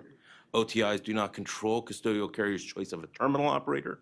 OTIs are not parties to labor negotiations. Accordingly, it is unjust and unreasonable practice to demand payment of charges by an OTI in this position during periods of port congestion. I've been involved in international trade for 29 years and negotiated hundreds of detention, demurrage, and per diem cases in the ports of Los Angeles, Long Beach, the United States, and across the world. My testimony is based on my experience as a licensed customs broker, a former OTI executive, an attorney representing hundreds of OTIs and motor carriers, past president of 2 local Southern California associations, and as an adjunct professor at the California State University Long Beach in its Global Logistics Specialist Program. The FMC should adopt the petitioner's policy statement. Frustration and port congestion and the charges associated with unjust and unreasonable business practices are the reason I am here today. Those are real-world impacts that have a potential to choke the international commerce that we seek to promote. It will stunt economic growth if it is allowed to happen again. I respectfully submit that the Commission is in the best position to understand the real-world situations when it hears from people such as the members on this panel and the witnesses from the industry who have come before, because it is essential to this Commission's understanding the perspective of those who are being injured. It will be useful to the Commission to consider the petition's proposed policy, and I thank you again for the opportunity, and I thank staff for providing this forum here today. Thank you very much. Oh, sorry. If I may, Chairman Corey, Commissioners, and FMC staff, thank you. Let me repeat, thank you for the opportunity to comment on the Coalition for Fair Port Practices petition. My name is Joseph Quinn. I'm president of CEFCO Export Management Company and hold an FMC OTI Ocean Freight Forwarders license since 2007. I've been engaged in the business of U.S. exports for several decades, starting in my family-owned export company in the late 70s. Today, I perform OTI Ocean Freight Forwarding services, acting on behalf of often small businesses and individual shippers in all parts of the U.S. and world. I'm here today to speak up in strong support for the Coalition's petition. I support their call for the FMC to issue a policy statement to give support and guidance that will set boundaries for what is deemed reasonable conduct. There is a need for clarity regarding what could be considered unreasonable assessments, particularly in circumstances beyond the control of shippers and forwarders. Regarding my own experiences over the past 30 years plus, one incident in particular is etched on my mind. For almost 4 years, from August 2010 up through to 2014, I had to contend with an informal docket, 1914I, before the FMC. It proved to be terribly onerous, and its outcome to me seemed very unfair and unjust. The particulars can be read online at proexport.us. At the heart of the issue was port demurrage. In brief, the issue I had to contend with began with a trucker's overtime bill on a door move arranged by the NVO we booked the shipment with. Although valid, it was strongly contested by the shipper who self-loaded the container. Per our offer and terms, all charges were to be prepaid prior to export. We had to wait for payment, which eventually came in, however, late. Once that fee was received from the shipper, I immediately paid the exact amount to the NVO. The freight, which had already arrived in Miami, was released for export. The NVO informed me that the original Zim vessel it was booked for was missed. Thereafter, the NVO informed me that solely due to the steamship line scheduling issues, subsequent sailings were canceled. It took approximately 3 weeks more before the cargo was eventually loaded on the next available Zim vessel. When the ocean container was finally loaded on the ship, I was informed that over $4,100 in demurrage had accrued in the load port of Miami. A big shock. Neither the shipper nor the forwarder had any control over Zim's canceled sailings, nor the dwell time at the port once the freight was released. At the time of its occurrence, I sought guidance, including from the FMC, which would have been very helpful in addressing the issue. But I was placed in a defensive mode, having to answer an informal docket. I answered personally, thinking and hoping that the matter could be handled quickly. The alternative of hiring a specialist attorney, particularly for the several years' time it actually took, would have meant tens of thousands of dollars in legal fees alone. As someone who has dedicated the majority of my life and career to facilitating export shipments, I would have hoped to have had someone at the FMC, an OTI ombudsman, to offer positive help and guidance if and when such problems might occur.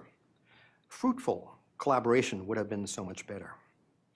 In some places and circumstances, container demurrage is a near certainty, given the short amount of free time versus the time necessary to clear and deliver. It's one of the biggest perils in this industry. Small shippers and forwarders simply do not have the leverage that large commercial shippers may have with the carriers and MTOs to mitigate or dismiss demurrage, but particularly when the clock is ticking. In the U.S., it seems that certain port operators have, over time, been decreasing the amount of free time at the ports, to such an extent that avoiding demurrage is like threading a needle. The general public has little knowledge of such things. This is why holding a public hearing today in itself is so important. Even the formation and existence of the coalition can itself have a beneficial impact on providing checks and balances. Of course, the prompt moving of cargo is critically important to the operation of MTOs. Demurrage and detention certainly serve a purpose. But by and large, MTOs seem to have practically free rein on such matters. Demurrage and decreasing free times may increase their bottom line profits, but have become a hidden tax, a kind of unjustified punishment, particularly on small businesses, and a bane on individual shippers. In some ways, it seems like extortion. Each port and terminal is different. Some steamship lines, like the ro-ro carrier Hogue, have been fortunate to be in a position to buy the real estate in several ports where their ships berth. They have become MTOs in their own right. That gives them much greater leeway in how they can accommodate their customers. Other MTOs, such as in New York, New Jersey, and Miami, may not have the same incentive as Hogue's operations. So, in regulatory terms, there is no one-size-fits-all solution. This is not a perfectly free market. Shippers often have no choice in what terminals to use. In some ports, MTOs, when left unchecked, have no incentive to negotiate or waive D&D charges incurred, even when resulting from conditions beyond anyone's control.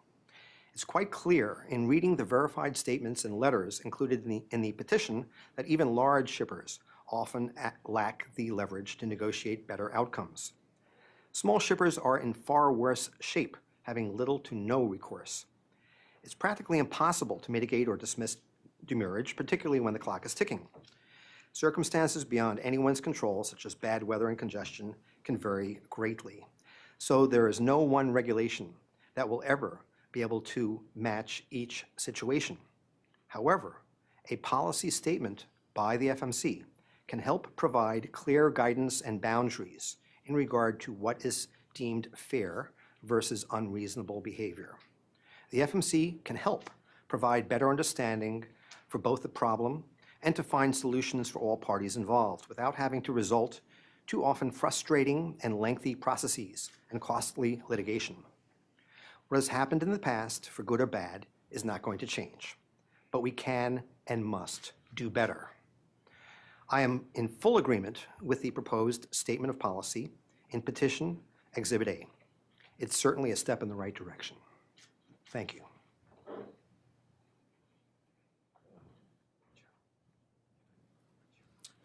Good afternoon, Acting Chairman Corey, Commissioners Dye, MFA. My name is Brian Vickers. I'm with the here on behalf of the International Association of Movers, IAM. IAM is the household goods moving and forwarding industry's largest global trade association. With more than 2,000 members, its companies provide moving, forwarding, shipping, logistics, and related services in more than 170 countries for household goods shipments. IAM fully supports the policy statement put forth by the coalition, which would help bring about more reasonable demurrage and detention practices for household goods and other cargo moving through our nation's seaports. In addition to delays associated with weather, labor contracts, negotiations, and the arrival of very large ships, IAM member companies frequently experience additional costs and delays resulting from customs inspections and examinations due to the nature of the cargo. Household goods are obviously packed differently, and they will vary, unlike many commercial shipments headed through the ports. Page 39 of the petition reviews this detail in part. Delays arising from governmental inspections of cargo before free time expires are beyond a shipper's ability to control. The shipper or consignee has no control over the decision of the government to inspect a particular shipment or to the timing as to when an inspection may occur. This is particularly true in the case of household good inspections, regardless of whether all the paperwork is there and whether it's packed properly or not. Household good shipments are unique from the majority of commercial and retail shipments, as the contents are not for commercial resale and are often shipped at personal expense by a U.S. citizen without any foreknowledge that the clearance process through a U.S. port could result in thousands of dollars in extra fees for the government to clear the shipment. This guilty until proven innocent process unfairly burdens the shipper and the family in many cases that are moving the household goods. These exam fees are unknown and therefore unable to be included in the quote to move the household goods. There's an expectation that there's a potential there, but there's no standard essentially for how much it might cost, both in terms of moving it to an intensive exam to be examined at the warehouse, or the time and delay that could be created as a result of getting it there. Packing of household goods are done by professional movers. When they go through an intensive exam, things are often yanked out. They're put back in, but there's no requirement that folks are trained at the warehouses to put them back in the proper manner, and they can be susceptible to further damage during the inspection process. The frequency of the exams cannot be understated. While we don't have a 100% mandated as the earlier panelists did with the Meat Council, we've had members come to us within the past 6 months saying 75% of their household goods shipments leaving the country through the Port of Long Beach were taken apart as part of an intensive examination. Costs for exams can be $600. They can be $3,000 or $4,000. There's really no way to know. It just how long will it take? Will there be folks at the warehouse in order to do it in a timely and efficient manner? That being said, I am is asking the Commission to consider in any forthcoming policy statement either looking at future recommendations to the terminals and the owners of the intensive warehouse, a flat fee, a max fee, some level of expectation. We're not requesting that all detention and demurrage charges be removed, as no one here has, just that we have an expectation of what we might expect, particularly for our industry. We're just more susceptible to having these exams done, and it's often not done, on site. It's got to be picked up, it's got to be moved, and it's got to be sent over to the warehouse, resulting in more charges. So any policy statement that would look at recommendation of how and when things are done in the exam world would be great. You all have put so much time and effort as an agency in looking at port congestion issues and meeting with all the stakeholders. We really appreciate that, and we look forward to working with you in the future. Thank you.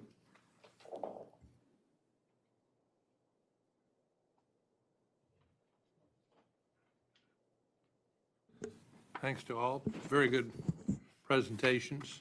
I'm going to start with one that's sort of maybe on the small side, but it just caught my attention.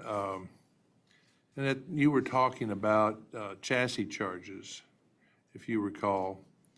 And as when you're caught at a terminal, this was again within the context of government inspections, et cetera. Now, the chassis holding the container that's getting inspected, the chassis people get paid, don't they? My reference was to the my reference was more directed to the steamship line and the detention charges for use of the steamship line equipment. Chassis charges do also come into play, and obviously it'll depend on who is the owner of the chassis, if that's the trucker, if it's the steamship line, if it's the rented chassis of the trucker. So if I may add to that, because what happened was in the port of New York, New Jersey, that we're a little bit different with our exams than they are in the other ports in the nation. We actually have our exams done off-site and not done at the terminal. So in the past, when they were done at the terminal, believe me, we had problems when they were done at the terminal. They wouldn't get done on time. Everybody's pointing fingers. You never know who. There's no transparency in the system. Now they're being dragged off to exam sites. But what happened was prior, you did not have to pay for detention charges as long as it was on the pier. Now what happens when they get moved off to the exam site, as soon as that container is moved off the pier, the clock starts ticking for the detention on the free time on the container. And normally, it doesn't get out of the exam station within 1 or 2 days. So it's there for 2 days, 3 days, clock's ticking, so by the time it comes out of that, now your time's starting on the detention with the line. So it takes another day or two to go to the BCO, get unloaded, and get back. So then they get a bill a couple months later, they get a bill from the line saying you owe detention charges, where previously they would not incur those charges.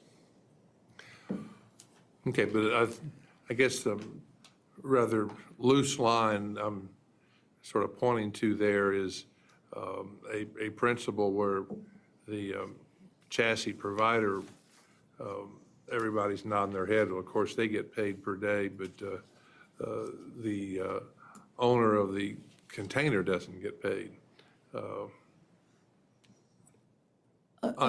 Under current situation now in the Port of New York, New Jersey, the owner of the container is getting paid. I said, but your proposal is that they not be paid. We really question why the change even. At one time, it was part of the port process. Now, it's no longer part of the port process, and the container held at the examination site, it's a wild card. When an exam, in properly efficient circumstances, it will turn around fairly easily. But in moments of port congestion, it's very difficult sometimes, even once the container is released, getting it back to the terminal. So it's a situation for us that's totally out of the control of the importer. It does relate back to the issues of security for the nation. Clearly, there's a need to examine products. This really should be somehow treated in a different way, so these costs are defrayed maybe by a larger community. That's not something necessarily that the commission is going to be able to solve, but the point here is it's definitely a charge that one importer or one BCO should not have to defray. It is totally out of their control. So when we look at the set of circumstances that are beyond the control in which punishing costs occur, that is one of them. So what would be probably reasonable is that the container, the charges would start when the cargo is released at the exam site. Because then the BCO should make every opportunity to be able to pull that container from the exam site as quickly as possible to be able to not incur charges. They're not going to let the products sit there for 3 or 4 days in any event. So then this way, they could avoid those charges. If it goes out of the exam site, they have 48 hours to return that container. They'll be able to get that container back within 48 hours. Mr. Roach, your example of 3 different times having to go back, how did that end up getting resolved? On the third time, they got the container and they left, but they paid demurrage charges each of the 3 times, total of $1,700. It has not been resolved since November. So we even had waiver or extension of free time during that period that was acknowledged by the terminal after the fact, and we still can't collect it back. It's one of those, and I used that example specifically because it had a lot of components to it, that you have to pay cash on the barrelhead, there's no ability to go in and really argue the fact after, and it was a escalating type of a condition that just kept getting worse and worse and worse. I will say, and I did point out here, there is that risk that we assume that there's waiting time and the trucker does not get compensated for that. There's dry runs and the trucker does not get compensated for that. And so if we don't get this thing resolved here shortly, I will be going to Caters. Because that's above and beyond the $1,700, to be Correct. clear. Yes, the $1,700 is the straight demurrage and detention time, just demurrage time, I'm sorry. Straight demurrage. Appointment systems. I know in the Port of New York and the group that has been working up there for, the last 3 years, I think. And from what I understand, doing good work, it seems very careful as they move forward. This is the polite way to say, but I asked previous panels, the appointment systems, how often are you seeing that you make a call for an appointment, or your designated dray company does, and they're told, and it's not on the 5th day at the 11th hour, it's at a reason, because there's all sorts of ways that things can get gamed. We all agree with that, but that you make a reasonable request at a reasonable time and you're told there just are no, we're not talking about snow, we're not talking about anything else, no windows till next week.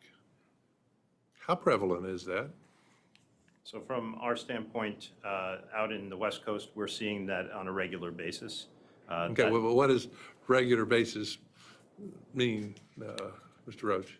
I wouldn't be able to put a number on it, but, at least monthly, that we're seeing that there is that kind of a condition. I would also say that I have another live example right now in Dallas, where there's just no chassis. So the container comes in, the carrier has the responsibility to deliver that container to us.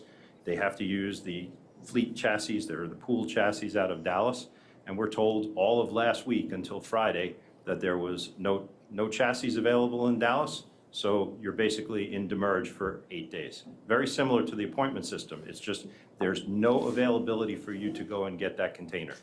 Finally, on Friday. Are those, so we just stay with that, you're saying those are door moves and there's no it's chassis? merchant haulage, but you have to use the pool chassis provided at the ramp. okay. You cannot bring your own chassis. I see your point, Yes, okay. because they are a wheeled operation, but they've got everything in the stack now because there's no chassis. Frankly, the chassis went from Dallas to Houston, and a lot of them haven't been returned yet, so there's just a big shortage of chassis in Dallas. It's a similar kind of situation with the appointments that, basically the last free day was Friday the week before, and we didn't finally get a chassis until Friday the week of, and no agreement to waive demurrage until that final day. It took a week worth of arguing with the steamship line to get them to waive the demurrage so that we can go in and pick it up, which we did within 2 hours and delivered that container. But if we hadn't, we were then going to lose free time on the following day and go back into demurrage again. So we quickly picked it up. Okay. If we could add further, this Certainly. kind of an exercise throws additional inefficiencies into the system, and there's a tremendous hidden cost to all the parties. Understood. Commissioner? Thank you. Rich, do you know who operates that chassis pool? The chassis pool in Dallas, I believe that is Track, is the operator. Hapag-Lloyd was the steamship line, and it's the Dallas Rail Ramp. In your experience, assume that the commission was to accept the petition guidance. What would you expect the consequences to be on behalf of the terminals and the steamship lines? Do you have any? Yeah, and I don't think they would be bad consequences.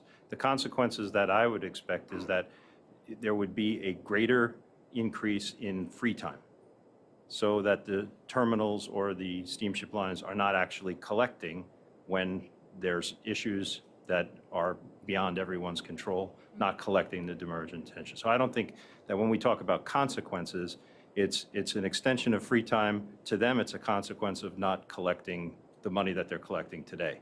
But should they be, is the question that's on the table. We would actually, if we may add, point to the situation with the cyber attack on the Maersk system. It was absolutely crazy in the Port of New York, and free time was sort of extended incrementally. It seemed there was an indication on the part of the terminals that definitely storage bills were issued. But at the end of the day, the free time was extended to accommodate the period, and we truly believe, that that kind of flexibility, which was a very positive thing, was a direct result of this kind of a discussion. So Cameron, what is the issue most often litigated in these cases? In your experience? In my experience, the actual litigation goes to those containers that tend to be abandoned for a period of time because a collection of the demurrage has actually worked to defeat the intended the intended object, which is to expedite the delivery of the goods. It has had the counter effect of creating merchant disputes between the parties. Recently litigated approximately $2 million demurrage case where there was in-transit demurrage assessed on an export shipment. There was a request by the merchant to not send 150 ocean freight containers to the port that it was originally consigned to, but to a different port, because the merchants had made an election to do this. They requested a quotation from the custodial carrier of what would that diversion cost be. They got a quotation. In reliance on that quotation, they then acted. When the containers showed up the following week at the new port of destination, they were told that the charges included $75,000 in demurrage that was assessed at the transshipment port. The irony of all of this was that amount was actually not accurately calculated, and it took the steamship line over 2 months to admit to that. And in that course, of course, the demurrage at the new destination port only increased. Commodities that are exported by the United States tend to be raw commodities. In this case, it was untreated logs from the south. It went out of Savannah, Georgia, largely. And you can imagine what happens to raw timber sitting in a metal box on a Chinese port in the middle of September. Nothing good can come of this. But none of the parties accurately on the carrier side reported the amount of demurrage that should have been assessed, that it was even being assessed, and when asked what the basis for it, were given misleading and incorrect answers. It was not until forced in litigation that we were given a direct answer to the question of what is the basis of these charges? And it's that kind of inefficiency and a lack of accountability that I think is going to drive large litigation. These cases of per diem and smaller demurrage amounts, frankly, don't, if you do the math on it, tend not to work out. But I will say that smaller amounts, especially in the aggregate during port congestion, especially on per diem, it is almost impossible commercially to deal with that because of the UIIA agreement that is in place with the motor carriers. That agreement requires arbitration. And I would note that that arbitration clause has been deemed by a court in California and in Texas to be both procedurally and substantively unconscionable. So you have commercial agreements that are been litigated. The method of resolution has been deemed to be unconscionable by at least 2 courts. And this causes me to wonder, is there a viable commercial solution, at least in the question of per diem on specific cases, especially when you have to submit it and can only submit them approximately, I believe the number is 5 at a time. And you're really subject to the contractual overreach because you have basically the carriers driving the terms and conditions of the UIIA. And while there is opportunities for some negotiation, I would argue that the footing is unequal, and I think the courts have validated that position. Thank you, thank you. And one more briefly, how does the California law operate that removes the demurrage and detention charges against truckers in certain cases? Yeah, there's a California law, California Business and Professions Code, that it was written to address intermodal motor carriers being assessed demurrage during times of gate closure or inaccessibility due to forces generally beyond everyone's control, and also labor and in other circumstances. But the bellwether of that legislation, that law, is gate closure. And what we have here is if you ask the terminal, they'll say, well, we're open for business. Okay. The open for business sign is there, and you become in a huge argument about whether they were truly open or was the gate closed, and what does that mean? I see. So it's not as good as it sounds for the trucker. That bright line, we've been talking a lot about trying to make a one-size-fit-all situation. That's why we have case-by-case examination of issues.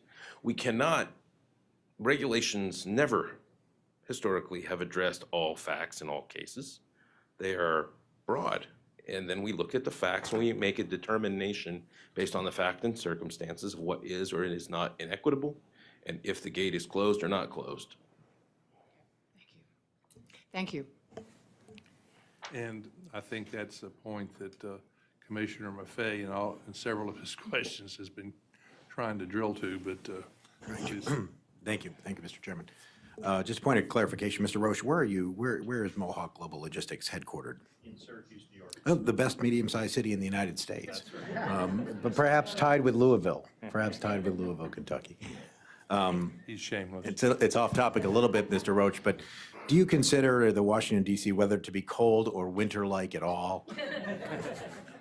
It's very comfortable right now, But I including can- a little snow we might have later today. I concur. I do want to ask you, though, some serious questions about what you've been saying about risk, because you've been talking about sort of there's a level of risk, and I've been trying to unwind kind of it's reasonable for the shipper or intermediary to assume. In fact, part of the advantage of hiring an intermediary is that shipping, particularly internationally, is somewhat unpredictable and risky. And so it's not something maybe to just go into. You want to hire an expert in it. So it's in fact part of the reason why people hire all of you. So how do we figure out how much risk is reasonable for you to assume of these unpredictable things, and where there's a level of risk that if it's passed on to you by carriers or MTOs is unreasonable? Yes, so I would have to say, when we look at risk, and it was brought up earlier today by Mr. Corey, that the carriers and the MTOs assume an awful lot of risk. The carriers, especially if they have to park their vessels, the cost for that is enormous. MTOs, if they can't flow their terminals, the cost to them also enormous. The extra things that they have to do, and we heard about, shoveling the snow and that sort of thing. I think that when I bring this point to the table, what I'm really trying to establish is that we're not asking an unfair burden on them because we do have risk as well. We're asking them that they cover their side and we cover ours. When you look at some of the chargebacks that our customers face when they can't deliver contractually their container on time, that's an enormous risk that BCO takes. When you look at the truckers they get paid by the run. So when they deliver that container, they get paid for that. But they don't always get paid or sometimes never get paid for dry runs or for waiting time, the time that they spend in line. It's just accepted that that's part of the risk. Well, 8 hours is unreasonable. So where do you draw the line and say that, okay, we heard 30-minute turn times, we're never going to see that again, but a 1 hour or 2 hour turn time in a terminal is proper, and a 4 hour wait in line or an 8 hour wait in line, or in some cases even 10, which we've experienced in the Port of New York in recent years, that's just not proper at all. We can't compensate those drivers, and then to add insult to injury, we end up with demurrage charges because we couldn't pick up those containers. the example that I drew before about doing a 25 container a day flow for the course of that week, and I can't pick up those containers because of some weather event or for whatever reason, the meltdown of a system or whatever it is, I end up then with 10 or 15 or 20 or 40 containers in demurrage. Is that risk mine? So I don't know if I've answered your question, but I think I have to say that there is risk on both sides, and we don't charge them for the dry runs, and we don't charge them for the waiting time that we have. Yeah. You know, we fight the demurrage and detention with the geofence stats that we can keep on this, but we don't have a way of going back and charging them because they didn't perform. We're actually performing, but we don't need to be penalized for lack of their performance. I think you addressed the question somewhat, and feel free to jump back in here, but let me ask Mr. Vickers, because you have sort of a more precise business and that sort of thing. It seems to me that the transporting household goods is inherently very high risk from a financial perspective. So just trying to examine it, isn't that part of your business? I mean, isn't it included in your business model, this level of risk that there might be an inspection, and if there's an inspection, that could cause other, and to the extent it is, I mean, can you pass some of the cost of that risk on to your customers? And is there a market failure somewhere along the line that I'm not accounting for? Yeah, well, some of the cost is obviously passed on. It's difficult because there's very little leverage, okay? So these are all one-off shipments. You're not going to keep moving in and out of the country. And so the leverage is the kind of first disadvantage on what's there. The second part is understanding the cost. Is there a greater chance that it's going to be examined? Yeah, probably, versus a CT pad, a commercial shipment coming through the ports, or even leaving the ports in the case of Long Beach, as we've seen recently on the intensive exams going out. So there's the risk there, absolutely. What's not understood is how much is it going to cost? We have anecdotal information from our members that would reach as high as $4,000 or $5,000 for the exam. That's not including any of the free time lost in getting the household goods to the offsite exam, or waiting if we have to wait to have their staff go through and examine it, put everything back then and put it there. Not to mention the equipment rentals that come with that as well. That's all part of the process. So yes, to answer your question, there is a greater likelihood of it. However, understanding what those costs would be is still unknown. And as a company, packing up properly, having all the documentation, and then just getting pulled for a random government inspection, it's not necessarily fair, and I guess you could put it that way, to have no understanding of how much it's going to cost or who's going to end up paying for it. Obviously, the cost goes back to the moving company. The moving company will sit back with either the family to say, well, we've got these costs coming in, or if it's a corporate reload, they might sit down and be able to work out something with the company. Right. But the parameters in themselves. But aren't there insurance products and things like that you can buy? In other words, okay, they're not. So, Mr. Quinn, feel free to come in here, obviously. But are there reasons why there are not? Are there reasons why your organizations don't offer insurance products that would allow? They don't exist. They don't exist. Well, you could create them, right? I mean, isn't that what trade organizations do in other industries? I mean, Hard to get underwriters to accept delay. yeah. Physical loss and damage, absolutely. Yeah. No problem at all in the Okay. market. Right. So there's a But good. That's delay, helpful, actually. The There's a nature big that we're talking about here is a shifted risk that underwriters will not accept. Yeah, because it's so difficult to predict. And where's the harm? And where's the harm? It becomes a consequential, And you don't know what it is. very difficult to measure. Okay, so several of you, I mean, I think Mr. Roach mentioned unilateral power. Somebody on the last panel mentioned oligarchy, oligopoly. Look, I mean, maybe I'm anticipating some of the arguments tomorrow, but many carriers say that they've been struggling with years of losses because of the low freight rates. If they have so much market power, how come they just don't increase their freight rates? And actually, Mr. Roberts, you mentioned, this is a backdoor way, and that if they would just include it in the rate, I mean, why wouldn't they just include it in the rate? Well, I think that's an excellent question for them. I'll ask it. Because they're in the best position to know their rate matrix and what their cost structure is. I think from an NVOCC's perspective, we look to the carriers, because the carriers frankly dictate to us what the rates are that we can get in a service contract or in an NSA or on a spot market rate for an NSA. So all of those tools are available to the NVOCC, but we're not freight rate makers.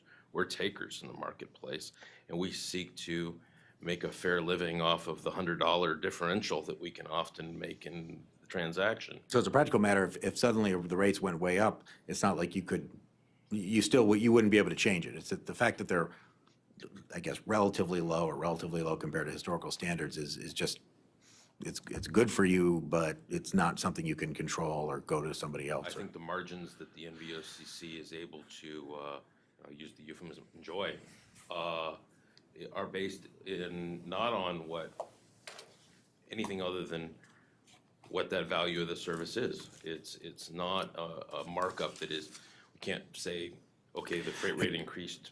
My experience as an OTI selling rates, when I was in the industry, we couldn't just mark everything up 30%. I mean, it didn't work like that. We had to publish a tariff. We had to compete in the marketplace, and certainly now with the NSA, we have that shorter term, but we undertake also risks that the market rate may change because of surcharges or something else that we can't pass through. I guess one of the things I'm trying to ascertain is, as an alternative to a substantive rule describing what practices would be unreasonable, if there were rules to increase transparency or set procedural requirements related to how these, whether there's practices, whether that would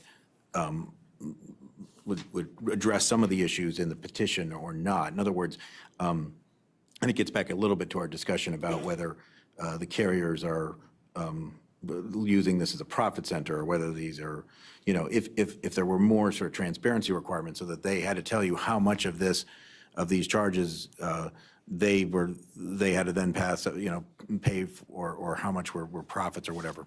Go I ahead. can address the profit center issue. Yeah. I mean, under the UIIA, if I take the container and interchange it, and I move it by truck to an inland point, and it's involved in an accident, and it's a constructive total loss, under the carrier's terms of the addendum to that agreement, there would be an adjustment based on the book value and depreciation of the asset, and that's what I would owe. I would estimate that to rough numbers be $3,000, maybe a little more, maybe a little less, depending on the line and the condition of the container, whether it's a 20 or a 40. Right. Demurrage at $350 a day, 10-day period, you're exceeding the complete value of the box. I might as well get in an accident with it. I mean, pragmatically, that's an economic decision that's not ridiculous. Just like I have, during the course of this, we actually advised the client to consider the possibility of letting cargo go general order. Rather than make an entry and letting it go into the normal stream, it would have been more economically efficient to have customs seize the box as abandoned merchandise, move it to a general order warehouse, and make an entry. When that is a realistic opportunity to consider, your market is broken. That's crazy to do what I just said because of the cost, but yet those costs would be lower than the cost of $350 a day. Even if you have to change some of the names, I'd love it if you could provide that example. That's very interesting to me. I can. Okay. For the record, I guess. Yeah, I mean, I think trying to work out how we would get our hands around where even this definition of reasonable, I think, is a challenge. Anyway, I'll finish my questioning. So thank you, Mr. Chairman. If I can contribute, Yep. I think that really, I think that transparency should be one of your essential focuses, because I realize how difficult your job is, because you have a lot of people yelling and they want some help. And then you got to figure out what the hell to do. So I think amazingly, no one makes money in this entire industry. I don't know how everybody stays employed. Well, you guys but- deserve a raise, I'll say that. Yeah, well, But I don't the mean us. transparency part, and I have a lot of sympathy for the gentleman from the IAM, because they have a terrible time, because in reality, the household goods shippers roll one-shot deals, and most of the shippers have no idea, no clue what to expect. One thing I'm hoping that in whatever, policy pronouncement that you have. See, I do a lot of export. In reality, export demurrage for me is extremely rare. I see it more overseas, which is not in your jurisdiction, but I'm hoping that there might be a ripple effect for what you do. Perhaps you can analyze and provide statistics as to how much demurrage is costing and at what ports they're costing. That kind of data that you could perhaps broadcast out would be good. But for example, I had a client who had a shipment to France, and it has you have no jurisdiction in that. But about a month after his shipment landed and was cleared and delivered, he gets a bill for $1,200. He didn't even know about it. And sometimes I've seen in this industry where people would get bills after the cargo has been delivered, it hasn't been held up. But something comes out of the blue saying, oh, there's something more, you know? So transparency is the main thing. Yeah, if that case does involve the entities we regulate, caterers might be able to help, obviously. I mean, I know you know this, but I'll say it for the record, and even you know, that's part of the reason why we have it for those kind of one-offs. Yeah, well, the household goods industry, they're all one-offs, and mostly it's going to be borne by the cargo owner. You know, people, their companies kick in for examination. If they're lucky, maybe they will, but 95% of the people will have to pay it themselves. Okay, I have one further question, but I'll yield unless there's time. Well, just, I mean, this whole issue of the contracts and whether you have any control over them. I mean, it seems to me that, has anyone ever tried to, or any of your members, just try to renegotiate some of these contracts? Or in fact, are the contracts just not accessible to, are you not parties to the contracts that we're talking about? In other words, we talked a little bit today about contract law, and you know, if it sounds to me these contracts basically are of course designed to protect the MTOs and that sort of thing, but contracts can be renegotiated. You can say, well, I'm not going to follow that contract, we need another contract. Is there any, has there been any attempt to go back and renegotiate these contracts after one of these ostensibly unreasonable issues? Or simply no opportunity to? Yeah, I'll take that. And we do negotiate some contracts, and members of our association negotiate contracts. I think you heard before, tends to be a boilerplate, a reference also to the tariffs in the contracts. These are things that are very, very difficult to change. And trying to change the boilerplate, especially at the size level that I'm representing here today, the medium to smaller size shipper and NVOCC. So, you know, and then when you ask in the context of demurrage and detention, that's not even a discussion in the contract. That's a contract between the MTO and the carrier. So we don't have a seat at that table. We don't get to negotiate that. Free time, extended free time for detention at a warehouse, we can negotiate that into a contract. But on the port, demurrage, not a chance. Thank you again. Comment then question. I understand your point, Mr. Roberts, about book value of a container, but let's recognize, especially as I understand the newest tax law, that you can write off certain investments. The book value on a container, I assume, I'm not an accountant, but I've been in business, would go to zero because it's written down to zero in 1 year. Book value is not the market value or the value that that piece of equipment could earn if it continued to work in the trades for the next 3-4 years. But I understand. Let me go back to Mr. Quinn, because you were right on the edge of something that has been interesting, and it's certainly going to be some questions for tomorrow. So if the fellows are still here, they can make note.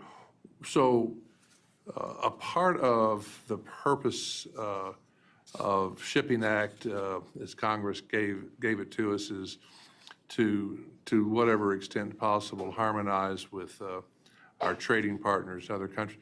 What happens overseas? I mean, would there be this kind of meeting in It's very interesting. Shanghai, Rotterdam, et cetera? because I'm in this business, I've always loved international. You know, this is why I'm in it. I like it.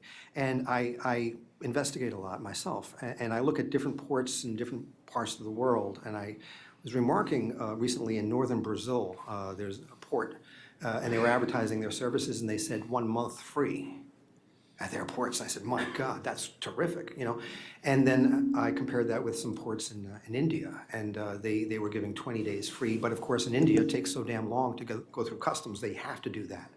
So it would be perhaps instructive for the commission to look at some of the practices elsewhere. I don't think that some of these other entities, other countries in Europe and so on are really doing what you're doing here. But I'm hoping that there can be a ripple effect where the FMC can, in fact, take a leadership role, not necessarily put down harsh rules and regulations, but a guidance. Because I've seen storage demurrage in Europe, and perhaps if they say, well, you know, this is what the FMC just did in the United States, well, we might try to do the same thing to harmonize. So I'm hoping for the ripple effect. I can't really give you all the answers. I'd be happy to look into it and have an ongoing dialogue about this. But I don't think that anyone else that I've seen is having this kind of meeting. And I think that the issue of demurrage is incredibly important. Most people in the public have no idea. It took me years to figure out how to spell it. 1M, 2, you know. So the people in the general public, especially household goods people in the trade know it. You know, it's like asking a priest, you know, what do you think of the devil? Like, wow, you know, it's terrible. But exactly, right, you know. But with household goods, that's where you get into the fairness things, because people just don't know. And they have no bargaining power whatsoever. You know, they're simply stuck. And unfortunately, sometimes the OTI and the packers and the movers, they're the ones who get the blame. But it's really part of what happens. And for example, I had an agent recently in Switzerland give me a rate. And they said from Rotterdam to Geneva, it's going to take 18 days to have it cleared and delivered. However, most of the carriers are only giving maximum 10 days. So on their quote, they have to say that demurrage is a certainty, and they can't tell you how much it will be. So a lot of movers will simply give a sort of like, this is what our rate includes, and this is what the rate does not include, and it never includes demurrage, and no one knows how much that's going to be. So it's a big, you know, people fear the unknown, and that is it's a problem. So the amount, you're never going to cure any of these problems, but to shed light upon it and to give broad direction would be very helpful. For example, Long Beach has been cited, I think, a half dozen times in terms of government inspection and their policy, which I assume you all like. But your point is spot on of, do they give unlimited free time as long as the government may take? Do they just recognize it may take 3 extra days, and then at some point free time begins to run? And I'm sure there's all sorts of variations there, but your point is the allocation of risk, and when does it shift from one side to another?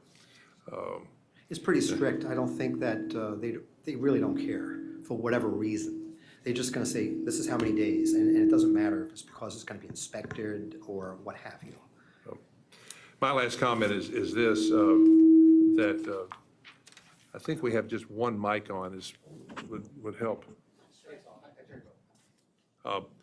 That Mr. Roach was one of the first notes I made about transparency. And then Mr. Quinn, you picked up on it again in your all's discussion. And I just have an open question that I may want to explore with my colleagues about, is there a transparency process that we may want to engage in to help bring, there's a lot of very good, today's been very instructive, very helpful, but is there a process that we might capture this on a rather strict basis? And Mr. Roach, you know, when I said, so how often does this on the appointment question. And I fully appreciate you can't put a number on it. Give me a little time. I can Yeah. come back with some stats. Okay. My colleagues, anything else? It's been a good day. Good day. Let me do a little housekeeping because of the weather. Ashley, I saw you come in a little late. Is it already starting to snow? No, Mr. Chairman, it's nice and quite crisp. And where Is is it it- from? Okay, okay, good. No, I didn't mean to pick up, but when I saw you come in, I wonder if it's already, but they're predicting snow tonight. People with more tenure here in DC than I only have 8 years. Our guess was if it's only 1 to 2 inches, it may be a 2-hour delay from the government OPM. If that be true, then what I commit is, staff, you're going to grit your teeth. Please try to get in as early as possible. Understand would be a 10 a.m. start time. And I will try to be here at 10, and we will start at 10 o'clock or as soon as we have the first panel in the morning and enough FMC staff to work all the electronics, et cetera, et cetera. If it's a full shutdown, we're, I assume, just going to have to figure out what we do from there. If it's more of a delay than that, we'll certainly post it on the website right on the front so you can see it. Yep. I guess probably most everyone here knows, if you just go on your Google OPM and it will come up immediately. It'll say status. You click status and they'll tell you what the work schedule is for the day. So 2 hours or less delay, we're We'll- on time. we'll be here. With reasonable, with, Let's do it. yeah, okay, good. Yep. Does everyone, any other comments? Or everyone agree on that? Yes, ma'am. Just a separate comment, just to remind participants, if there's any information that needs to be submitted for the record subsequent to the hearings, you have until the 26th, next Friday, to do that. Very good.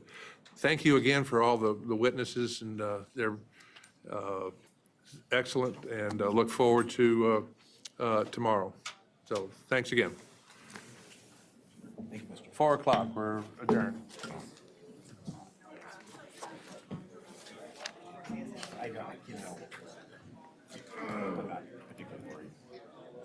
I got something from one of our truckers in Northern California, and he has a terrific spreadsheet on every one of these per diem charges, day, time, how frequently. In LA Long Beach. So I'm asking if I can. Absolutely, yeah. I should have got it. This policy would